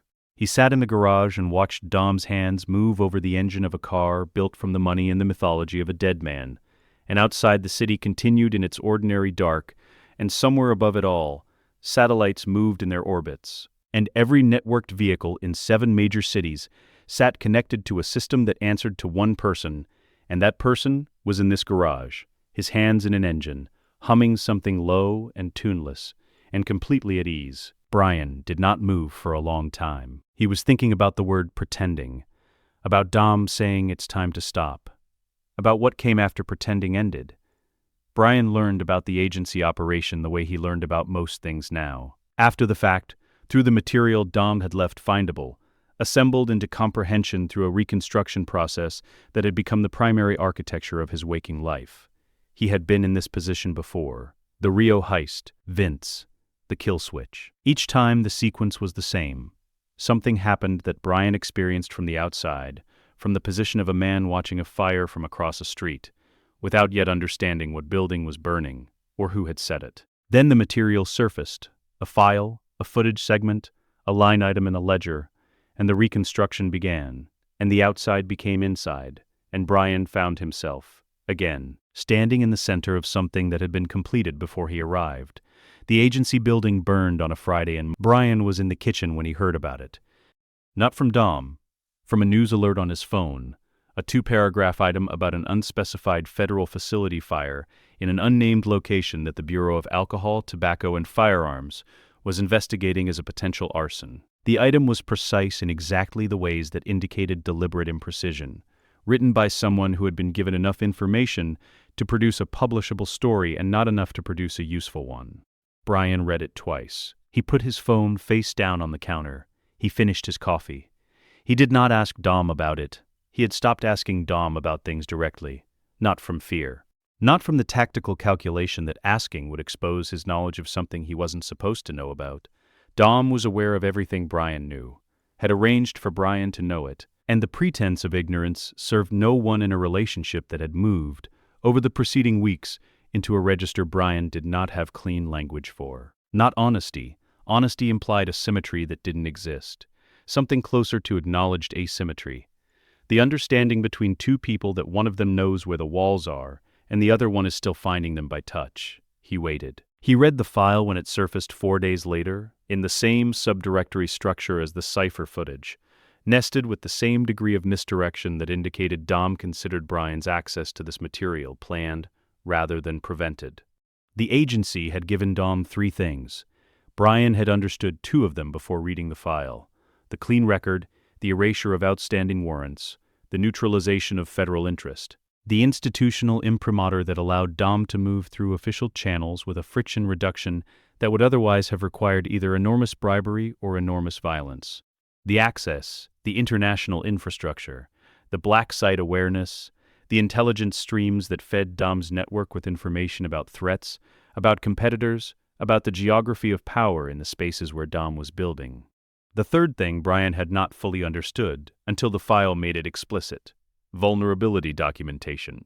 Every operation the agency had ever run, every asset burned, every source compromised, every civilian casualty absorbed into the language of acceptable parameters, every covered crime that existed in the file system, under designations that translated roughly as, "this happened, and we decided it didn't." All of it had been made available to Dom through the access the agency provided its most trusted cooperative assets. Dom had been trusted completely.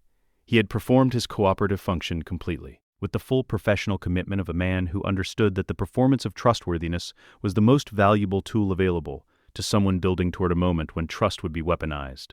He had read every file they gave him access to.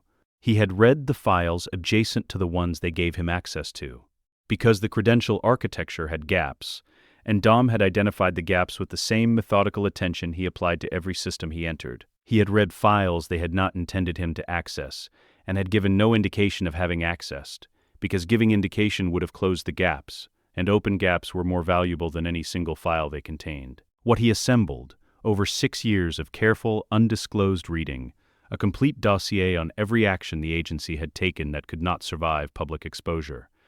Not a partial record, not a curated selection, the complete file, cross-referenced, annotated, organized with the hierarchical precision of a man who understood that the value of information was directly proportional to the quality of its organization. Brian read the index of the dossier. Dom had included the index in the material he'd made available, without the dossier itself, which was a choice Brian spent time with. The index alone was enough. The index communicated the scope. The index was the message. At the bottom of the index, a title Dom had given the complete file: Project Endgame. Not leverage. Not blackmail material. Not a threat to be deployed in negotiation. Brian turned the phrase over and understood what Dom had meant by it. A suicide note. Pre-signed. The document that ended the agency not by destroying it, but by making its existence in its current form permanently conditional on Dom Toretto's goodwill. Not a weapon you fired. A weapon you showed. The showing was the event. Mr. Nobody had been, in Brian's experience, the most situationally aware person he had encountered before. Dom recalibrated that assessment entirely. The man operated with the specific confidence of someone who had spent decades in rooms where the official version of events was being written and understood the gap between the official version and the operational reality as a professional. Habitat rather than a moral problem. He was not naive. He was not sentimental. He had recruited Dom because Dom was useful, and had managed that recruitment with the competence of someone who understood the difference between an asset and an ally, and had believed, apparently, that Dom was the former. Brian read the transcript of their final conversation. Dom had recorded it, naturally, on a device nobody had not detected, naturally, and found himself doing something he had not expected to do. He felt something adjacent to sympathy for Mr. Nobody, not because nobody was good. The dossier index made clear that nobody was not good in any way that the word typically implied, but because nobody had made the specific error of a very competent person who had encountered someone operating at a level above what their competence could detect, and had not known to doubt himself, and that particular error had a quality of tragedy to it that Brian recognized. He had made the same error. He had made it for 7 years. The transcript was 12 pages. Brian read all of it, but it was the middle section he returned to. Nobody, in the server room, with the building beginning to respond to what Dom had introduced into its systems. Not fire, not yet. The fire was downstream of the data destruction, a consequence Dom had engineered to provide a physical explanation for the absence of records that had already been deleted before the physical plant was touched. Nobody's voice in the transcript had the quality of a man who is recalibrating in real time, discarding frameworks that no longer apply and reaching for new ones with the controlled urgency of someone who understands that the reaching must be controlled or nothing useful will be grasped. I gave you a clean record, Nobody said. I gave you institutional cover. I gave you everything you needed to live a normal life. You gave me what I was already going to take, Dom said. You just made it more convenient. The transcript noted a pause of 11 seconds. Brian counted it. 11 seconds was a specific number. Dom's number, the interval he had established as the unit of meaningful action. Brian did not know if Dom had been aware of the parallel when he'd spoken. He suspected Dom had been aware of everything. You thought you found a weapon, Dom continued. The transcript noted his movements. Brian could visualize them from the annotation. Dom still working at the server console, not stopping, not performing the conversation as a confrontation. A man who could do things your agency couldn't. You weren't wrong about that. You were just wrong about who was running the operation. If you walk out of here, I walk out of here clean. Not safe, not free, clean. The word of a man for whom the primary objective had always been the removal of traceable connection between himself and his actions, for whom the record was the reality in a way that superseded any other form of reality, for whom, existing in no system, was a more complete form of power than existing in every system as a known entity. For the first time since Daytona, Brian thought, there was no file anywhere that said Dominic Toretto had done anything. There was no file anywhere that said Dominic Toretto existed. Dom did not kill nobody. Brian had expected this, had expected it and then questioned his expectation, had run the scenario multiple times and arrived each time at the same conclusion, but distrusted the conclusion because it seemed too clean, too considered, too precisely calibrated to produce a specific effect. Then he had remembered who he was reasoning about and accepted the conclusion. Killing nobody would have created a body. A body created forensic evidence, investigative pressure, institutional memory in the people who had known nobody and would notice his absence, and would begin asking the specific questions that institutional memory generates in people trained to ask them. A body also created a narrative, a cause, a story, a sequence that could be investigated and potentially reconstructed. Nobody left alive in a burning server room, holding a phone connected to a network that no longer had any record of the man he was trying to report on, was something different. Nobody left alive was a man with a story no one could verify, evidence no one could locate, and the specific institutional credibility damage of someone who had been comprehensively outmaneuvered by an asset he had vouched for. The agency would not go looking for Dom Toretto. The agency would go quiet, would manage the damage internally, would do what institutions do when they have been exposed as having made a catastrophic error of judgment. They would absorb it into the category of things that did not officially happen, and they would not surface it, because surfacing it would require explaining how it had been allowed to occur. Dom had not destroyed the agency. He had made it complicit in its own silence. Nobody would survive. He would carry the story. He would spend years with a story that the world had no mechanism to verify, chasing the outline of a man who no longer existed in any record system he could access. Brian thought about what that particular condition did to a person over time. Not the acute pain of a clean loss, but the chronic, unresolvable friction of knowing something that could not be proved, of being right in a world that had lost the vocabulary to confirm it. He thought that nobody and Brian O'Connor had more in common than either of them would find comfortable. Brian was in the driveway when Dom came home that evening. He had been sitting on the hood of his car. He still thought of it that way, despite everything. Watching the street in the particular late afternoon light that made Los Angeles look briefly like somewhere that had been designed with intention. Dom pulled the Charger in beside him and got out and leaned against the car's flank and looked at the same street without speaking. They stayed like that for a while. The light changed. A dog moved along the far sidewalk with the purposeful economy of an animal that knows where it's going. "Nobody's alive," Brian said. "Yes," Dom said. "You left him there on purpose." "I left him there because a dead operative is a problem," Dom said. "A living one who can't prove anything is an asset." "You turned him into an asset." "Everyone is an asset," Dom said, not unkindly, not as a provocation, as a statement of operational philosophy that he had arrived at a long time ago and had no particular investment in defending because it had proven itself too consistently to require defense. "The record," Brian said, "there's no record of you anywhere, not in any system they can access. You're a ghost." Dom said nothing for a moment. He was looking at the street with the expression Brian had learned to read as Dom doing something private inside the exterior stillness, processing, filing, moving through the internal architecture of a mind that operated several steps ahead of the conversation it was conducting. "I've been a ghost for a long time," Dom said. "The name existed. The record existed. People believed the record because it was there, and because the story attached to it was compelling, and because people prefer compelling stories to the work of questioning them." He looked at Brian. "Now the record is gone. The story is still there. Stories don't require records. They require people who believe them." Brian looked at the Charger, the car that had started all of it, the capital, the mythology, the legend of a grieving son that had preceded Dom into every room he'd ever entered, and prepared that room for his arrival. The story was still there. The record was gone. The car was still here. "What does it mean?" Brian said. "Being clean. What does it change?" Dom pushed off the car and stood for a moment in the driveway. The light was doing what it did in that hour, making everything look warmer than it was, softer edged, the particular optical kindness of a sun approaching the horizon. "It means the next phase doesn't require permission," Dom said. "It means I don't operate within a system that can revoke my access, or change the terms of my cover, or decide that my usefulness has reached its ceiling." He looked at Brian with the warmth that was always present, the warmth that had held everything else in place for 7 years. "It means the only rules left are mine." He went inside.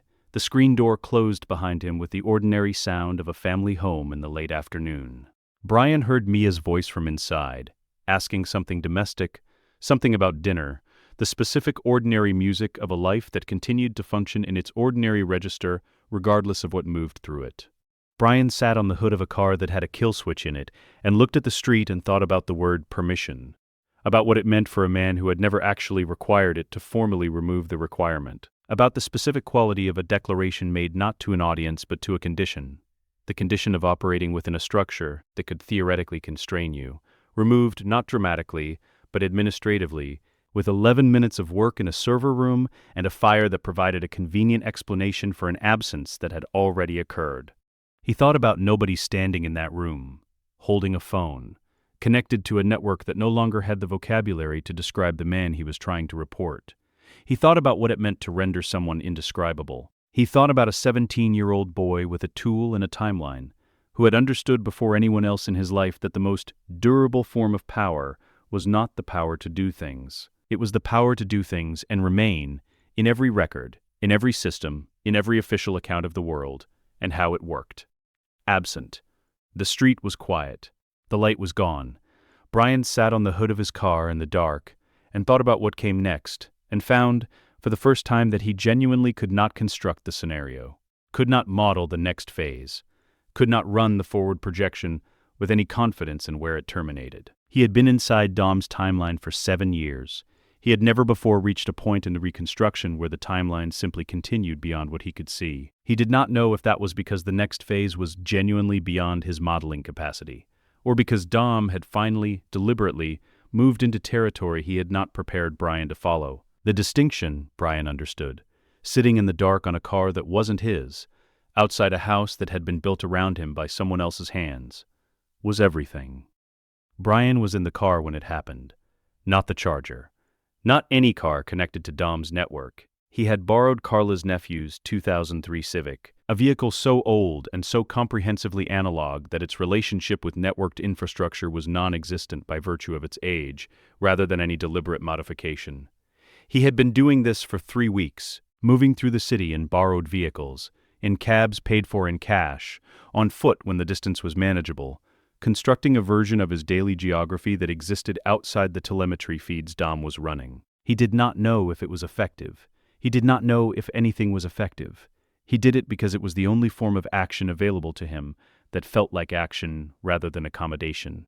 He was on the 110, heading south, at 7:43 in the morning. The car in front of him stopped, not braked. Stopped. The distinction was immediate and physical. The difference between a vehicle decelerating through driver input and a vehicle simply ceasing to move, as if the relationship between intention and momentum had been administratively revoked.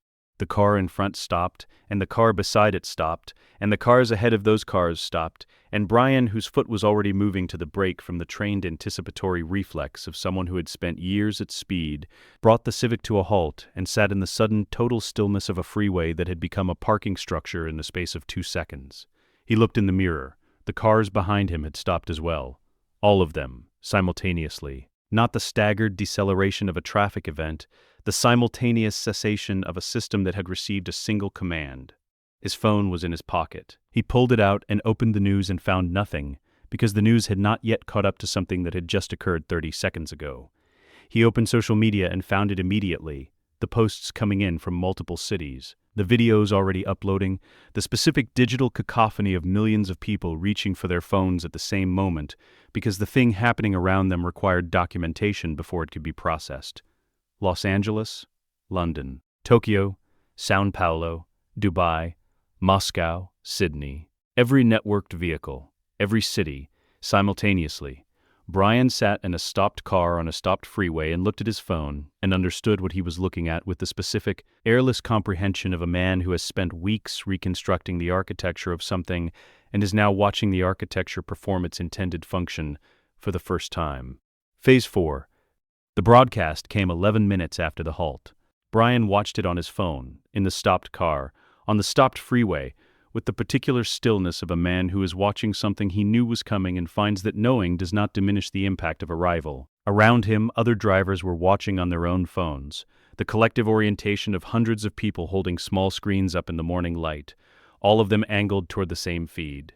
Dom was sitting at a table, not a dramatic table, not anything staged for visual effect, or designed to communicate power through its aesthetics. The table was the table from the Toretto garage, scarred wood, grease stains worked into the grain, the table where Brian had eaten 1,000 meals and leaned over engine schematics and played cards on slow evenings. Dom had placed himself at something immediately recognizable to anyone who knew him, and entirely ordinary to anyone who didn't, and the choice communicated something that a more theatrical staging would have failed to communicate, that this was not a performance for an audience. This was a man at his own table, speaking from his own place, with the unhurried authority of someone who has no need to construct an environment, because the environment they already inhabit is sufficient. Behind him, the 70 Charger. My name is Dominic Toretto. His voice was the same voice. It was always the same voice, Brian had been listening to that voice for 7 years and had never once heard it shift register in response to external pressure, never heard it speed up under stress, or drop under gravity, or perform any of the modulations that indicated a person was managing their internal state through their external presentation. It simply was what it was, consistent, unhurried, carrying the particular weight of a voice that has never needed to be louder than it is, because the people it is speaking to have always quieted themselves to hear it. "You don't know me yet," Brian looked at the stopped cars around him, at the drivers watching their phones, at a woman in the vehicle beside him who had gotten out of her car and was standing on the freeway surface in the mild morning air, with her phone held at arm's length, her face caught between the expression you make when you're frightened and the expression you make when you're witnessing something you know you will spend the rest of your life trying to accurately describe. "Every car that isn't moving in your city right now answers to me." He said it without emphasis, the way you say a fact that exists independent of your desire for it to be a fact, the way you say it's raining or the bridge is out, not as a threat, not as a boast, as a condition that the listener needed to understand in order to correctly process the information that followed. "Every vehicle that is stuck at an intersection, blocking an ambulance, blocking a fire truck, blocking your commute home, those vehicles will move again when I choose." Brian thought about the ambulances. He had been thinking about them since the first 30 seconds, the specific, particular horror of a system halt that did not discriminate, that applied to emergency response with the same completeness that it applied to commuter traffic. He had thought about it as a moral horror, as the specific callousness of a demonstration that accepted civilian medical consequence as acceptable parameters. He thought about it differently now. He thought about the fact that Dom had chosen 7 cities and had chosen a Tuesday morning, not a weekend, not a holiday, which meant maximum vehicle density in the network, maximum demonstrative impact, but also maximum emergency response exposure. He thought about the fact that Dom knew this, had calculated it, had looked at the thermal map of a city at maximum human density and chosen it deliberately. And then he thought about the 37 minutes, because if you were demonstrating capability, if the point was the showing rather than the using, then the duration of the demonstration was its own message.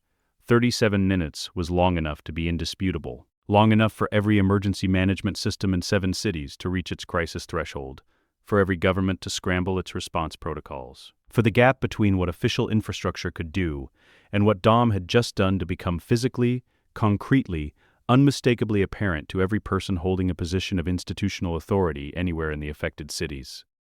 37 minutes was also short enough that no one died. Brian sat with that. He ran the math on it the way Dom would have run it, the actuarial calculation of what was survivable across 7 cities for 37 minutes, the medical triage of what emergencies could be managed on foot, what could wait, what could not. Someone had done that math. The duration had been chosen by someone who had run the calculation and set the timer at the point where the demonstration was complete and the mortality was 0. Dom had shut down 7 cities for exactly as long as he could without killing anyone. The demonstration was not "I can hurt you." The demonstration was "I chose not to." And the gap between those two things, the distance between the capability and the choice, was where Dom had said the world would live from now on. Brian thought about the difference between a threat and a gift, about how, if you framed it correctly, they were the same object held different ways. 37 minutes after the halt, every vehicle in every affected city began to move. No negotiation, no demands, no conditions stated or met. The cars simply moved again, as if the administrative revocation of momentum had been administratively rescinded, as if someone had looked at a timer and decided the lesson was complete. Brian drove the Civic home in traffic that was moving with the specific, fragile carefulness of people who had just been reminded that their movement was conditional. He watched the other drivers. They were not panicked. Panic had an energy to it, a forward-moving urgency. And what Brian observed was the opposite of that. The traffic moved slowly, not because people were afraid of speed, but because people were suddenly, physically aware of the relationship between themselves and their vehicles in a way they had not been 90 minutes ago. The machine they were sitting in, the network the machine was connected to, the question of who, ultimately, was operating what. Dom was in the backyard when Brian arrived home. He was doing something ordinary, adjusting the tension on a portion of the fence that had been pulling away from its post since the previous winter. A repair he had mentioned and not gotten to for months. A piece of domestic maintenance that existed entirely outside the register of what had just happened in 7 cities, simultaneously. He looked up when Brian came through the gate and registered Brian's expression, and returned to the fence with the ease of a man for whom the morning's events occupied a different shelf from the afternoon's tasks, and saw no contradiction in moving between them. Brian stood in the backyard and watched him work. 37 minutes, Brian said. Dom drove a screw into the fence post. Yes, you ran the mortality calculation. I run every calculation. No one died. Dom looked up from the fence. He looked at Brian with the warmth that was always present, and underneath it, today, something additional, the specific quality of a man who has completed a significant piece of work and is allowing himself briefly and privately to register the completion before moving on. That was the point, Dom said. Brian looked at the fence, at Dom's hands on the tools, at the ordinary materials of a Saturday repair job being conducted by a man who had spent the morning demonstrating to 7 cities that their mobility was his to grant or revoke. The governments, Brian said. Every city, they're running response protocols right now, trying to determine what happened, how to prevent it, how to... They won't, Dom said. Not cruelly, factually, not in any time frame that matters. The architecture is distributed, the access points are hardened, and the credential structure requires a level of technical capability that doesn't exist in any official emergency response framework, at sufficient speed. He drove another screw. They'll spend resources trying to understand what I've already moved past. And what have you moved past? Dom set down the screwdriver. He turned to face Brian fully. The rare gesture, the complete orientation, the thing Dom did when he wanted to indicate that what followed was the actual content of the conversation rather than its approach. The demonstration phase, Dom said. Brian thought about the broadcast, about the table, about the charger visible behind Dom's shoulder like a reference point, like a fixed star in the image, like the thing the camera was supposed to find if it moved away from the man's face. About the last line of the broadcast, the line that had arrived after the explanation of capability, after the refusal to make demands, after the 37 minutes of stopped cities, delivered to the camera with the quality of a man completing a sentence he began a long time ago. I am the father. Brian had watched it 3 times in the car on the freeway, had parsed it each time differently, had considered it as theology, as biography, as operational declaration, as the specific language of a man who had grown up without a father and had spent his adult life constructing the largest possible answer to that absence. A father provided, a father protected. A father made decisions on behalf of people who were not yet capable of making them correctly themselves, and lived with the weight of those decisions, and did not ask for gratitude because gratitude was not the point. The point was the family. The point was always the family. Why the broadcast? Brian said, you had the capability. You could have used it without announcing yourself. Using it without announcing it would have produced confusion, Dom said. Confusion produces responses that are difficult to predict and expensive to manage. Announcement produces understanding. He picked up the screwdriver again. I don't want to manage chaos. I want compliance that comes from clarity. People comply with what they understand. They panic about what they don't. You gave them a face, Brian said. A name.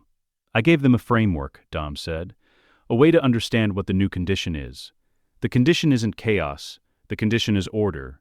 Different order than the one they're accustomed to, but order. Order is more comfortable than chaos even when the source of the order is frightening. People will accommodate frightening order before they will accommodate comfortable uncertainty. He looked at Brian. You know this. You've spent your career watching people make that accommodation. Brian thought about the drivers on the freeway, moving slowly, carefully, not with panic but with the specific attentiveness of people who had just learned something about the nature of the world they were moving through. They're going to come for you, Brian said. Every government in 7 cities, every intelligence agency, every... The words settled into the afternoon air between them and stayed there. Brian looked at the fence, at the ordinary work of a Saturday afternoon, at the man conducting it with the same hands that had, some years ago, introduced a stress fracture into a wheel hub on a stock car at Daytona, and some years after that placed a kill switch in every vehicle a crew of people had ever operated. And some years after that deleted himself from every record system in the institutional architecture of the most powerful shadow government Brian had ever encountered. With what record? There was no record of Dominic Toretto. There was a story, The story of the mechanic from East Los Angeles, the grieving son, the man who built a family from the material of the streets and the loyalty of people who had nowhere else to be. The story was still there. The story had 7 years of Brian O'Connor's genuine love embedded in it, and Roman's laughter, and Tasia's respect, and Letty's absolute certainty, and Mia's whole life. The story was real in every way that stories are real, in the telling, in the believing, in the accumulation of moments that no file, and no database, and no official record could revoke, because they existed in the only system Dom had never needed to surveil, or infiltrate, or manage. The system of people who loved him. Brian stood in the backyard of the Toretto house while Dom repaired the fence, and somewhere above them both, satellites moved in their orbits reading the city's vehicle telemetry. And in 7 cities the traffic moved with a new quality of carefulness. And in government buildings in 7 countries, people sat in emergency rooms trying to construct a response to a demonstration that had already concluded, chasing the outline of a man who no longer existed in any system they could access. And here in this backyard, on this ordinary afternoon, the man who had done all of it drove a screw into a fence post, and the screw seated cleanly, and he tested the fence panel with both hands and found it solid. "Dinner at 6, Dom said. "Mia's doing the rice the way your mother showed her." He picked up his tools and walked back toward the house with the unhurried gait of a man with nowhere he needed to be other than where he was going. Brian stood in the yard. He thought about the broadcast, about the last 4 words delivered to the camera, with the warm, absolute certainty of a man making a statement so fundamental it required no defense and no elaboration. "The family belongs to me." He thought about Jack inside the house, about Mia doing the rice, about the kitchen light that was already on even though it was still afternoon, because Mia always turned it on earlier than she needed to, because she liked the way it made the kitchen look, because it was one of those small, habitual gestures that accumulated into the texture of a life. He thought about the word belongs. He thought about standing in a backyard in Los Angeles while the world outside its fence was learning, for the first time, what it meant to be inside the condition Dom Toretto had been building toward since he was 17 years old. He thought about the difference between a family and an empire. He stood in the yard for a long time, looking at the fence Dom had just repaired, at the clean, tight join of the panel against the post, at the work done correctly, holding everything in place. Then he went inside, because there was nowhere else to go, and because part of him, the part that lived below the reconstruction, below the documentation, below all the weeks of careful, sleepless archaeology, into the architecture of a man he had loved before he understood what he was loving. That part was hungry. And dinner was at 6, and the rice was the way his mother had shown Mia, and that was real. It had always been real. That was the point. Brian made 3 phone calls in the week after City Zero. The first was to Tej. He used a burner purchased from a gas station in Inglewood, paid in cash, activated once and never again. He did not tell Tej about the asset report. He did not tell Tej about the acronym, or the footage, or the kill switch, or the server room in a building that no longer had records of itself. He told Tej one thing, specific and technical, calibrated to land in the exact place in Tej's mind, where professional alarm lived adjacent to professional curiosity.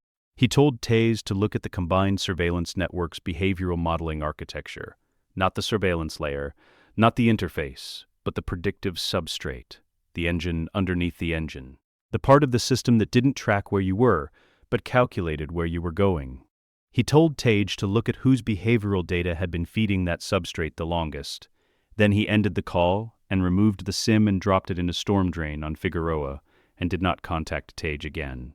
He let the information do what information did when it landed in a mind like Tej's: propagate, branch, follow its own logic to its own conclusions. Tej would get there. The question was what he would do when he arrived, and Brian did not know the answer to that question, and not knowing felt, for the first time in months, like something other than a failure of reconstruction. It felt like a variable, an actual variable, uncontrolled, existing outside Dom's modeling. He held on to that feeling carefully, the way you hold something that might be fragile. The second call was to Ramsey, shorter, more technical. He asked her a single question about the network's scenario modeling. Specifically, whether the system's predictive accuracy degraded for inputs that were genuinely non-tactical, emotional decisions, irrational decisions, Choices made from feeling rather than strategy. Ramsey was quiet for long enough that Brian knew she was not formulating an answer, but recognizing a question she had already been sitting with. When she spoke, she said, "The model is trained on behavioral data weighted toward strategic actors. It assumes rational self-interest as the baseline. Deviations from rational self-interest produce significant accuracy degradation. It wasn't built for people who do things that don't make sense." Brian said thank you, and ended the call. He sat for a moment after. He thought about Ramsey and what she had built, and what it was now part of without her knowledge. He thought about whether to tell her. He thought about what telling her would produce, and what Dom would do with whatever it produced. And he filed the question in the category with no category, and moved on. The third call was to Dom. He made it from the kitchen, on his regular phone, at 9 in the morning, while Mia was at the school with Jack. He did not go outside. He did not use a burner or a borrowed device, or any of the careful, elaborate geographic and technical choreography he had been performing for weeks. He called Dom on his regular phone from the kitchen of the Toretto house, and he said what he said plainly, and he listened to the silence on the other end for a moment, and then Dom said yes. One word. Immediate. No pause for calculation, no audible processing, just yes, with the specific quality of a man who had been expecting the call and had decided his answer before it arrived. The proposition was simple. A quarter mile. The two of them, no crew, no weapons, no infrastructure, no tactical layer of any kind. The original geometry, the cop and the king, a strip of road and 2 cars and 10 seconds that were supposed to be the only 10 seconds that mattered. Brian had said, "I want to race you," and Dom had said yes, and Brian had understood, the moment Dom said it, that Dom's yes contained the same information it always contained, that he had already run this scenario, already prepared for it, already determined the outcome and the meaning of the outcome, and what would be said afterward, and how Brian would receive what was said. He understood this, and he made the appointment anyway, because Ramsey had told him the model degraded for non-tactical decisions, and calling Dom on a regular phone from the kitchen to propose a quarter-mile race was the least tactical decision Brian O'Connor had made in 7 years. They met at 4 in the morning on a stretch of industrial access road outside the port. Brian had chosen the location. Dom had not objected to the choice, had received the address with the same absence of visible processing that characterized everything Dom received, as if information arrived pre-sorted. The road was straight and flat and sufficiently long and sufficiently empty at that hour, and it had the additional quality that Brian had not articulated and suspected Dom had identified anyway. It was the kind of road they would have raced on in the beginning, in the period that Brian's reconstruction had recontextualized so thoroughly that he could no longer access his memories of it without the new information layered over them. Inseparable from the original experience, changing its color the way a filter changes the color of light without removing the light. They arrived within 2 minutes of each other, Dom in the Charger, Brian in a car that Tej had sourced through a channel Brian had not asked about, a late-modeled Dodge identically spec'd on paper to the Charger. The mechanical equivalents that Brian had requested because he did not want to lose on hardware. He wanted to know what he was losing on, if he lost. He wanted the variable isolated. They lined up side by side in the 4 a.m. dark. The port was behind them, its lights generating a low orange glow that sat on the horizon like a false dawn. Ahead, the road, straight, empty, disappearing into dark. Brian looked through his window at Dom in the Charger.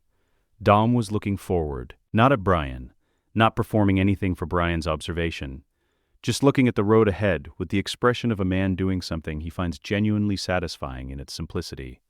Brian had watched Dom race 100 times, had watched him in vehicles of every specification, under conditions ranging from controlled to catastrophically uncontrolled. The expression was always the same at the line. Not tension, not focus in the aggressive sense. Something quieter than that. The expression of a person returning to the thing that was there before everything else. The thing that existed before the architecture and the planning and the careful decade of construction. The thing that was just Dom and speed and the specific 10 seconds in which nothing else existed. Brian thought about whether that was real. He thought about the asset report, about the kill switch, about Vince's line item and Han's removal, and the combined network running its behavioral models on people who trusted it because they didn't know it was watching. He thought about Dom saying, "I live my life a quarter mile at a time." The first thing Dom had ever said to him that had meant something. The sentence Brian had carried for 7 years as a kind of philosophy, a way of understanding a man who seemed to operate outside the frameworks that governed everyone else. He thought about what the sentence meant, if you read it the way Dom's documents read. For those 10 seconds you were exactly where I need you to be. He looked at the road. He decided it didn't matter. Not here. Not at the line. Whatever Dom had built, and whatever it meant and whatever the 10 seconds were, in the accounting of a man who kept very precise accounts, Brian was going to drive them as if they were the only 10 seconds. Because that was the only way to drive them. Because the alternative was to drive them as a variable in someone else's calculation. And Brian was finished being a variable. He put the car in gear. The launch was the best Brian had ever executed. He knew it immediately. Knew it in the way that you know a thing that is entirely physical, that exists below the level of assessment, in the body's own language. The tires bit and held, and the car moved with the completeness of a machine operating at its full design capacity. No hesitation, no wheel spin, no lost fraction. His shifting was precise. His line was straight. He drove with the total presence of a man who has removed everything from the 10 seconds, except the 10 seconds, and the car responded to that presence the way cars responded to Dom, as if it understood what was being asked of it. He drove the best quarter mile of his life.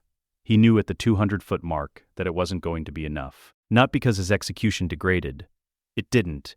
It held through every foot of the run with the same total commitment that had produced the launch. Not because the car failed or hesitated or produced any mechanical variable that compromised the result. Brian drove the 200-foot mark and the 300-foot mark, and every foot after that, at the absolute limit of what he and the car could produce together, and the Charger was ahead of him, and the distance between them was not closing. The Charger was faster, not dramatically, not in the way that would indicate a gross mechanical advantage, a difference so large it rendered the competition meaningless, faster in the specific, precise increment of a car that had been engineered to beat this particular car by this particular driver. Not the fastest car Dom could have built. The fastest car Dom could have built against Brian. Brian understood this in the final 100 feet. He drove them anyway. He crossed the line second. His car coasted. The engine dropped from its operating note to idle, and the road surface moved slowly under him, and he sat in the car for a moment in the dark, with his hands on the wheel, feeling the particular quality of the silence that follows 10 seconds of total commitment. Not defeat. The feeling was more complicated than defeat. Defeat implied a contest in which the outcome was uncertain. This had been something else. A word Brian was still looking for as he opened the door and got out. Dom was already at the finish line. He had gotten out of the Charger before Brian's car had finished coasting. He was standing at the edge of the road, in the port's orange ambient light, with his arms at his sides. And when Brian walked toward him, Dom looked at him with the expression Brian had seen in the footage from the room with the feeds. The private expression, the one that wasn't performing anything. The expression of a man who has completed something and is registering the completion before moving on. "You drove it perfectly," Dom said. "I know," Brian said.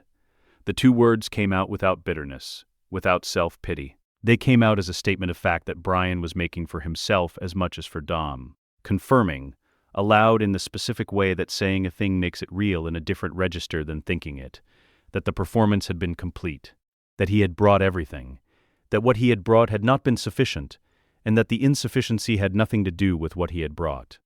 Dom looked at him for a moment in the orange dark. "I've been building toward beating you specifically for 6 years," Dom said. "Every performance data point your driving generated, every race, every chase, every time you were at speed in any vehicle I had telemetry on, fed into the Charger's calibration. I know your reaction time. I know your shift pattern. I know the specific window in your launch sequence where you prioritize traction over aggression, and what that costs you in the first 60 feet. He said it without triumph, with the same factual register he used for everything. I designed the game. In a game you design, perfect isn't enough. Brian looked at the Charger, at the road behind them, the two lines of tire marks running parallel and then diverging in the final 100 feet. His line, straight and clean, and Dom's line, the same until it wasn't. What happens now? Brian said. He had asked this before, in the garage on the first night, after the files and the silence, and Dom sitting on the Charger's hood, explaining what love cost. Brian had asked it then, and Dom had said, "Now we go home." and Brian had gone home, and the weeks since had been the elaboration of what home meant in the condition Dom had been building since he was 17 years old. He asked it again because the answer might be different, because Brian had just done the non-tactical thing, had called on a regular phone, had proposed a race with no strategic basis, had driven it with feeling rather than calculation, and the model degraded for non-tactical inputs, and Ramsey had confirmed this, and Brian had built the entire architecture of this morning around the hope that degradation was something he could use. But Dom looked at him with the warmth that was always present, and said, "Now we go home." The same words, exactly the same words, delivered with the same register, the same warmth, the same complete absence of anything that indicated Dom had found the non-tactical choice surprising or difficult to process or outside the boundaries of the scenario he had already run. Brian looked at him. "You modeled this?" "I modeled everything," Dom said. "Even the non-tactical call, even the race with no strategic purpose." Dom was quiet for a moment. He looked at the road, at the two parallel lines of tire marks, at the geometry of the race rendered in rubber on asphalt. When he looked back at Brian, his expression had something in it that was different from what Brian had catalogued before. Not warmer, the warmth was constant, it did not increase or decrease. Something adjacent to the warmth that occupied a different register. "I modeled the tactical call," Dom said. "The burner phones, the storage unit, the handler, the tactical team, all of it was in the model." He paused. "The call from the kitchen on your regular phone, I didn't model that." Brian went still. "The race with no tactical basis," Dom continued, his voice carrying the quality it carried when he was moving through something carefully. "The choice to do something that didn't make strategic sense. I knew it was possible. I knew you were capable of it. I didn't model it because the model isn't built for it." Another pause. "Ramsey told you." "Yes." Dom looked at the road again. Brian watched his profile in the port's orange light, the face he had spent 7 years learning to read, the face he had relearned over the past weeks, the face he understood now in a different register than either of those two attempts had produced. He watched it process something. "You came here to find the gap," Dom said. "The place where the model doesn't reach. You thought if you could find it, you could use it." He looked back at Brian. "You found it." "You still won the race," Brian said. "I won the race I prepared for," Dom said. "You ran a different race." The distinction hung between them in the 4 a.m. dark. Brian felt it land, felt the weight of it, the specific quality of something that was simultaneously a concession and not a concession, that acknowledged a gap without surrendering the territory the gap existed within. "What does it mean?" Brian said. "The gap." Dom was quiet for a long moment. The port continued its low orange glow behind them. A container ship was moving somewhere in the dark, its lights describing a slow geometry against the black water. The world continuing in its ordinary register, indifferent to the specific 10 seconds that had just occurred and the specific conversation that was occurring in their aftermath. "It means you're still capable of surprising me," Dom said, "which is why you're my most sophisticated asset." He said it without irony. "An asset that can find the gaps in my modeling is more valuable than one that can't. You think finding the gap is a victory over me. It's a performance review, the best result I could have gotten from this morning." Brian looked at him. "You don't lose," Brian said. "Not as an accusation, as a recognition." "I designed the game," Dom said. Brian thought about the race, about the 2 lines of tire marks on the road behind them, parallel and then diverging.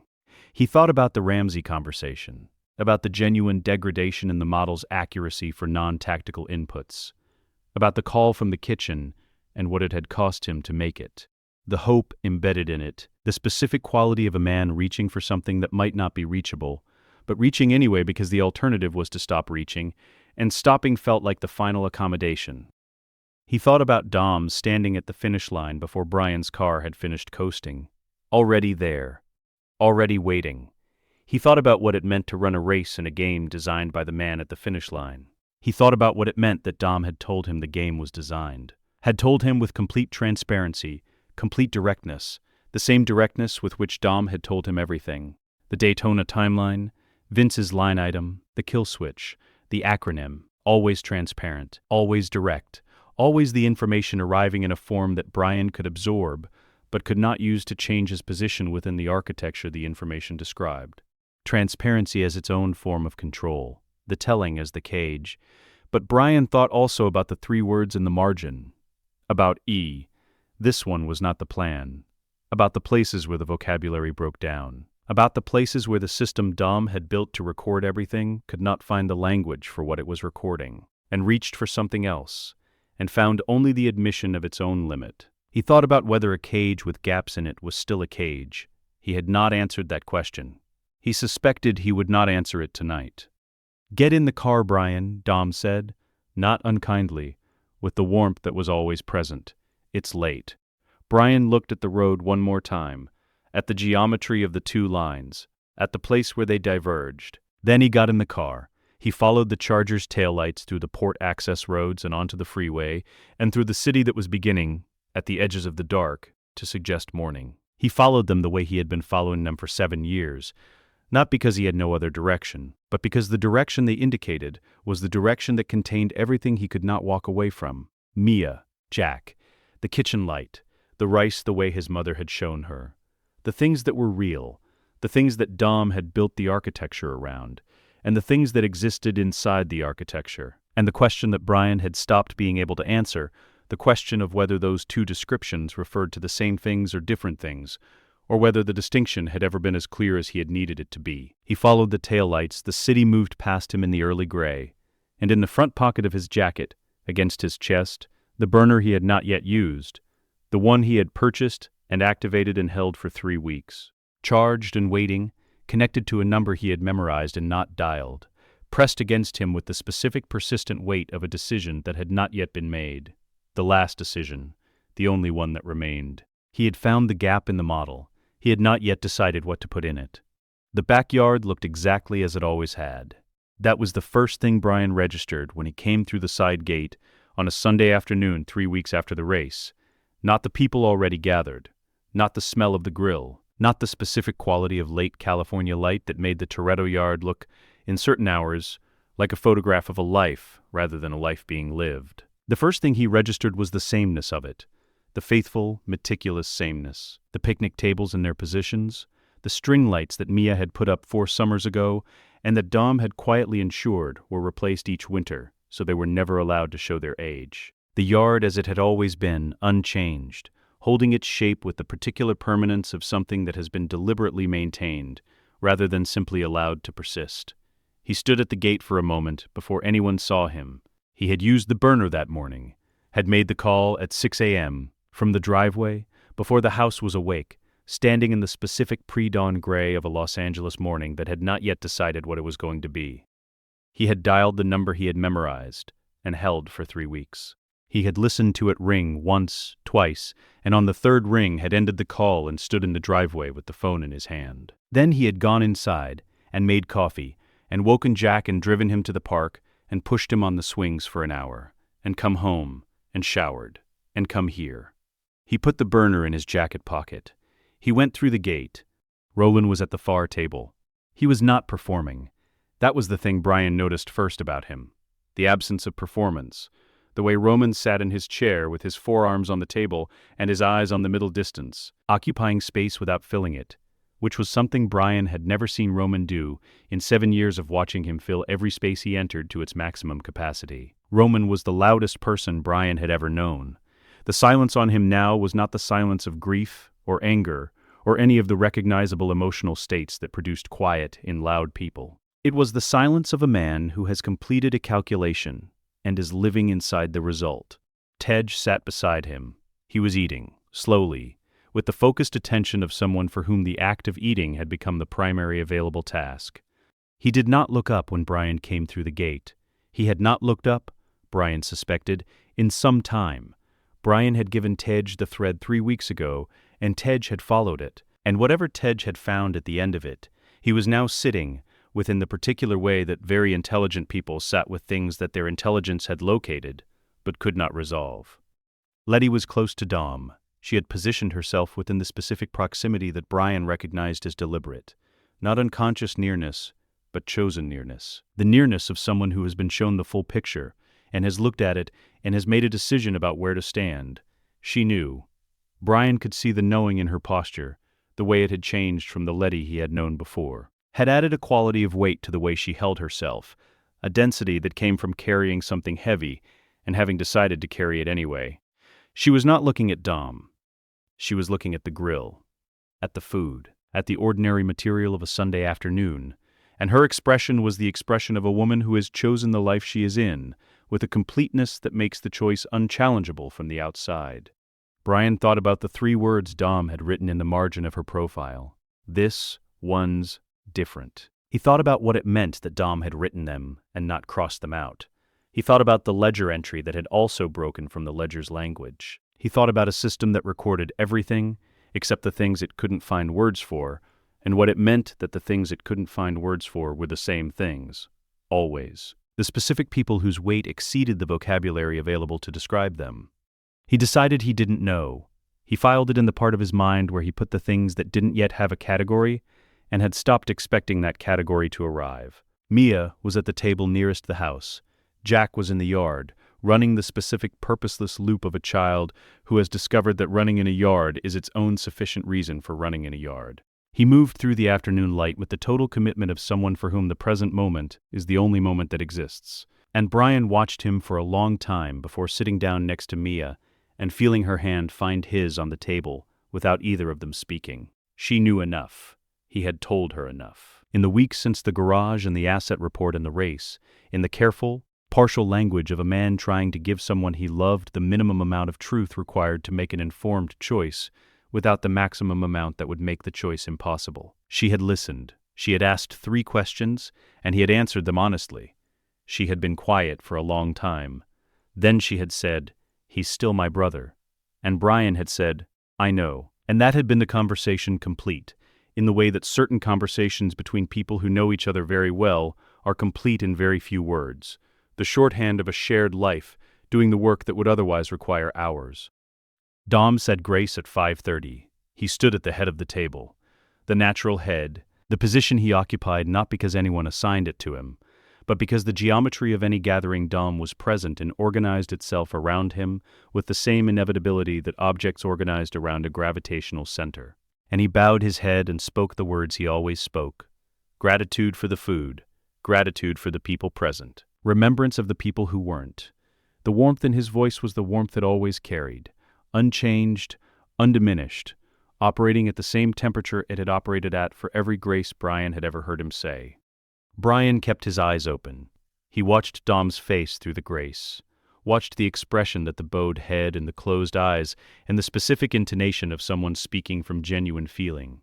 Not performance, never performance. The feeling was always real, composed into something that was, in aggregate, the most accurate portrait of Dominic Toretto that Brian had assembled in 7 years of looking, because this was the face without the tactical layer, without the calculation visible in it. Just Dom in a backyard, grateful for his family, meaning every word.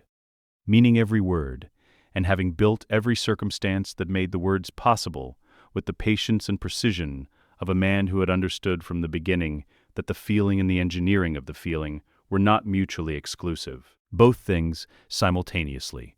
Always both things. Dom said amen. He looked up. He looked at Roman's eyes for a moment, with the specific warmth of a man communicating something that the people around them could see but not hear. The private frequency of a relationship that had been managed and was also genuine and was both of those things in a way that Roman, sitting across the table with the silence still on him, received and did not appear to resist. Roman looked down at his plate, not in defeat.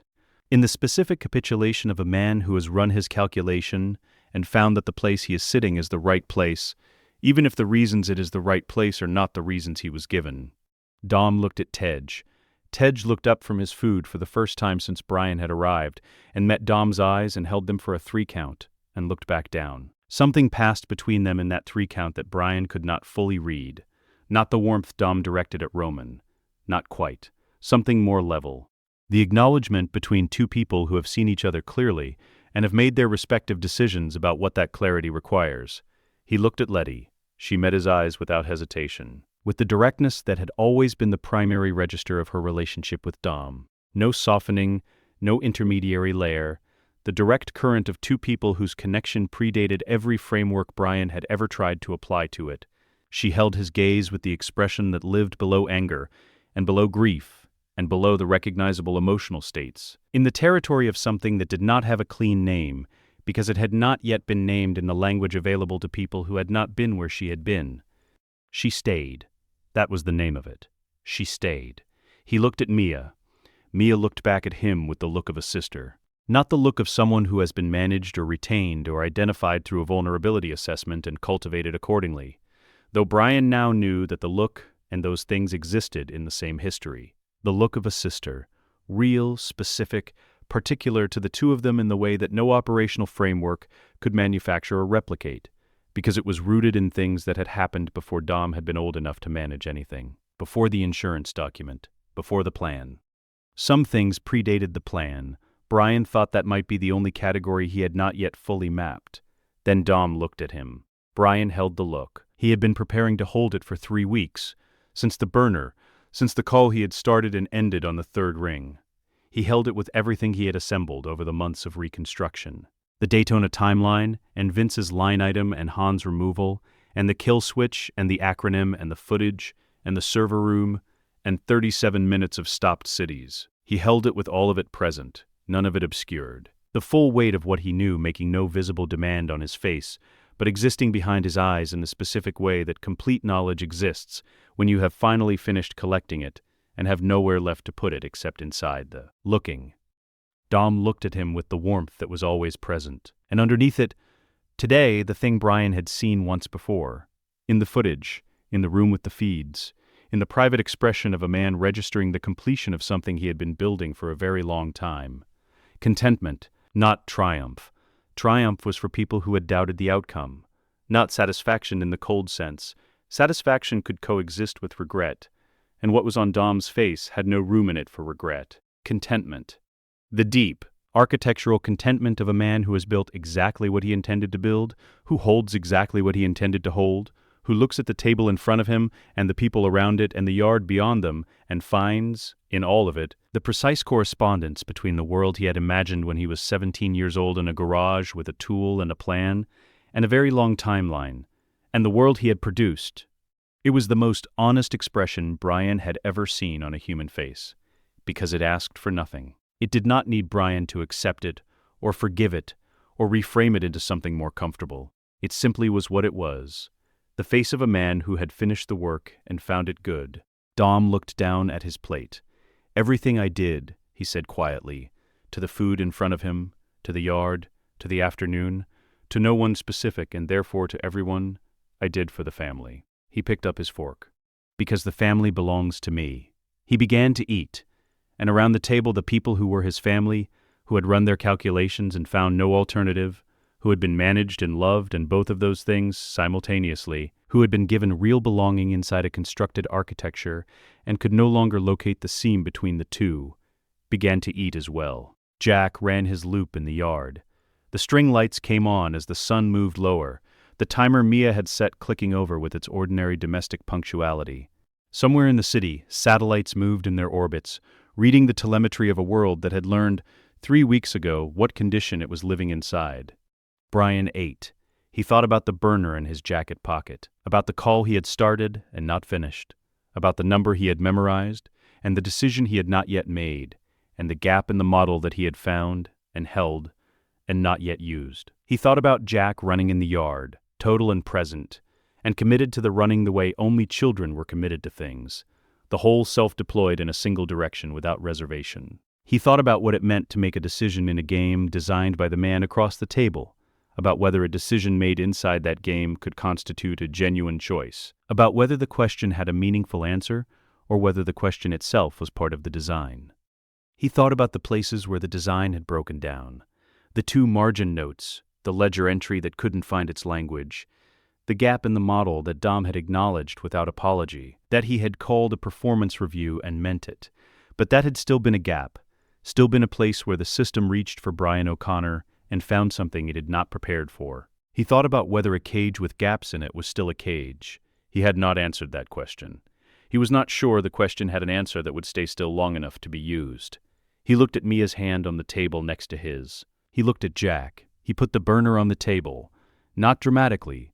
He set it down the way you set down something you have been carrying, that you are finished carrying, without gesture, without statement. It sat on the Toretto picnic table in the Toretto backyard in the late Sunday light, a small and ordinary object, and Brian looked at it for a moment and then looked away. Dom did not look at it. He did not need to. Brian understood this without requiring confirmation, the way he had come to understand most things about Dom. Not through surprise or discovery, but through the gradual, total comprehension of a man who has finally learned to read a language he has been hearing for years. Dom had known Brian would put it down. He had known since the morning Brian had picked it up. The string lights held the yard in their warm, specific glow. The food was good. The evening was the temperature that Los Angeles evenings were in that season. Mild, forgiving, the kind of night that made it easy to be exactly where you were. Brian O'Connor sat at the table inside the family that had been built around him and ate his dinner, and did not make the call. Somewhere, in a federal office that was not in any building that officially existed, an agent opened a case file. The label read, O'Connor, BRIN, black box recovered. She pressed play. Personal record, black box transcript. Brian O'Connor, badge number 32156. She listened for 30 seconds. She picked up her phone. She dialed. Sir, she said, you're going to want to hear this. At the name on the label, at the word recovered, she looked at the date the file had been submitted. Then she looked at the routing metadata, the chain of custody, the submission pathway, the digital fingerprint of the system that had flagged the file for her attention and placed it on her desk on this specific morning. She recognized the routing architecture. She had seen it once before, in a technical briefing. The briefing had been about two systems described as the most sophisticated surveillance apparatus ever built, one designed by a programmer named Ramsey, one assembled over a decade by a man whose name no longer existed in any record she could access. The briefing had described them as separate. She had believed that at the time. She was not sure she believed it now. She set the phone down. She sat in her office for a long time. Then she closed the file. End.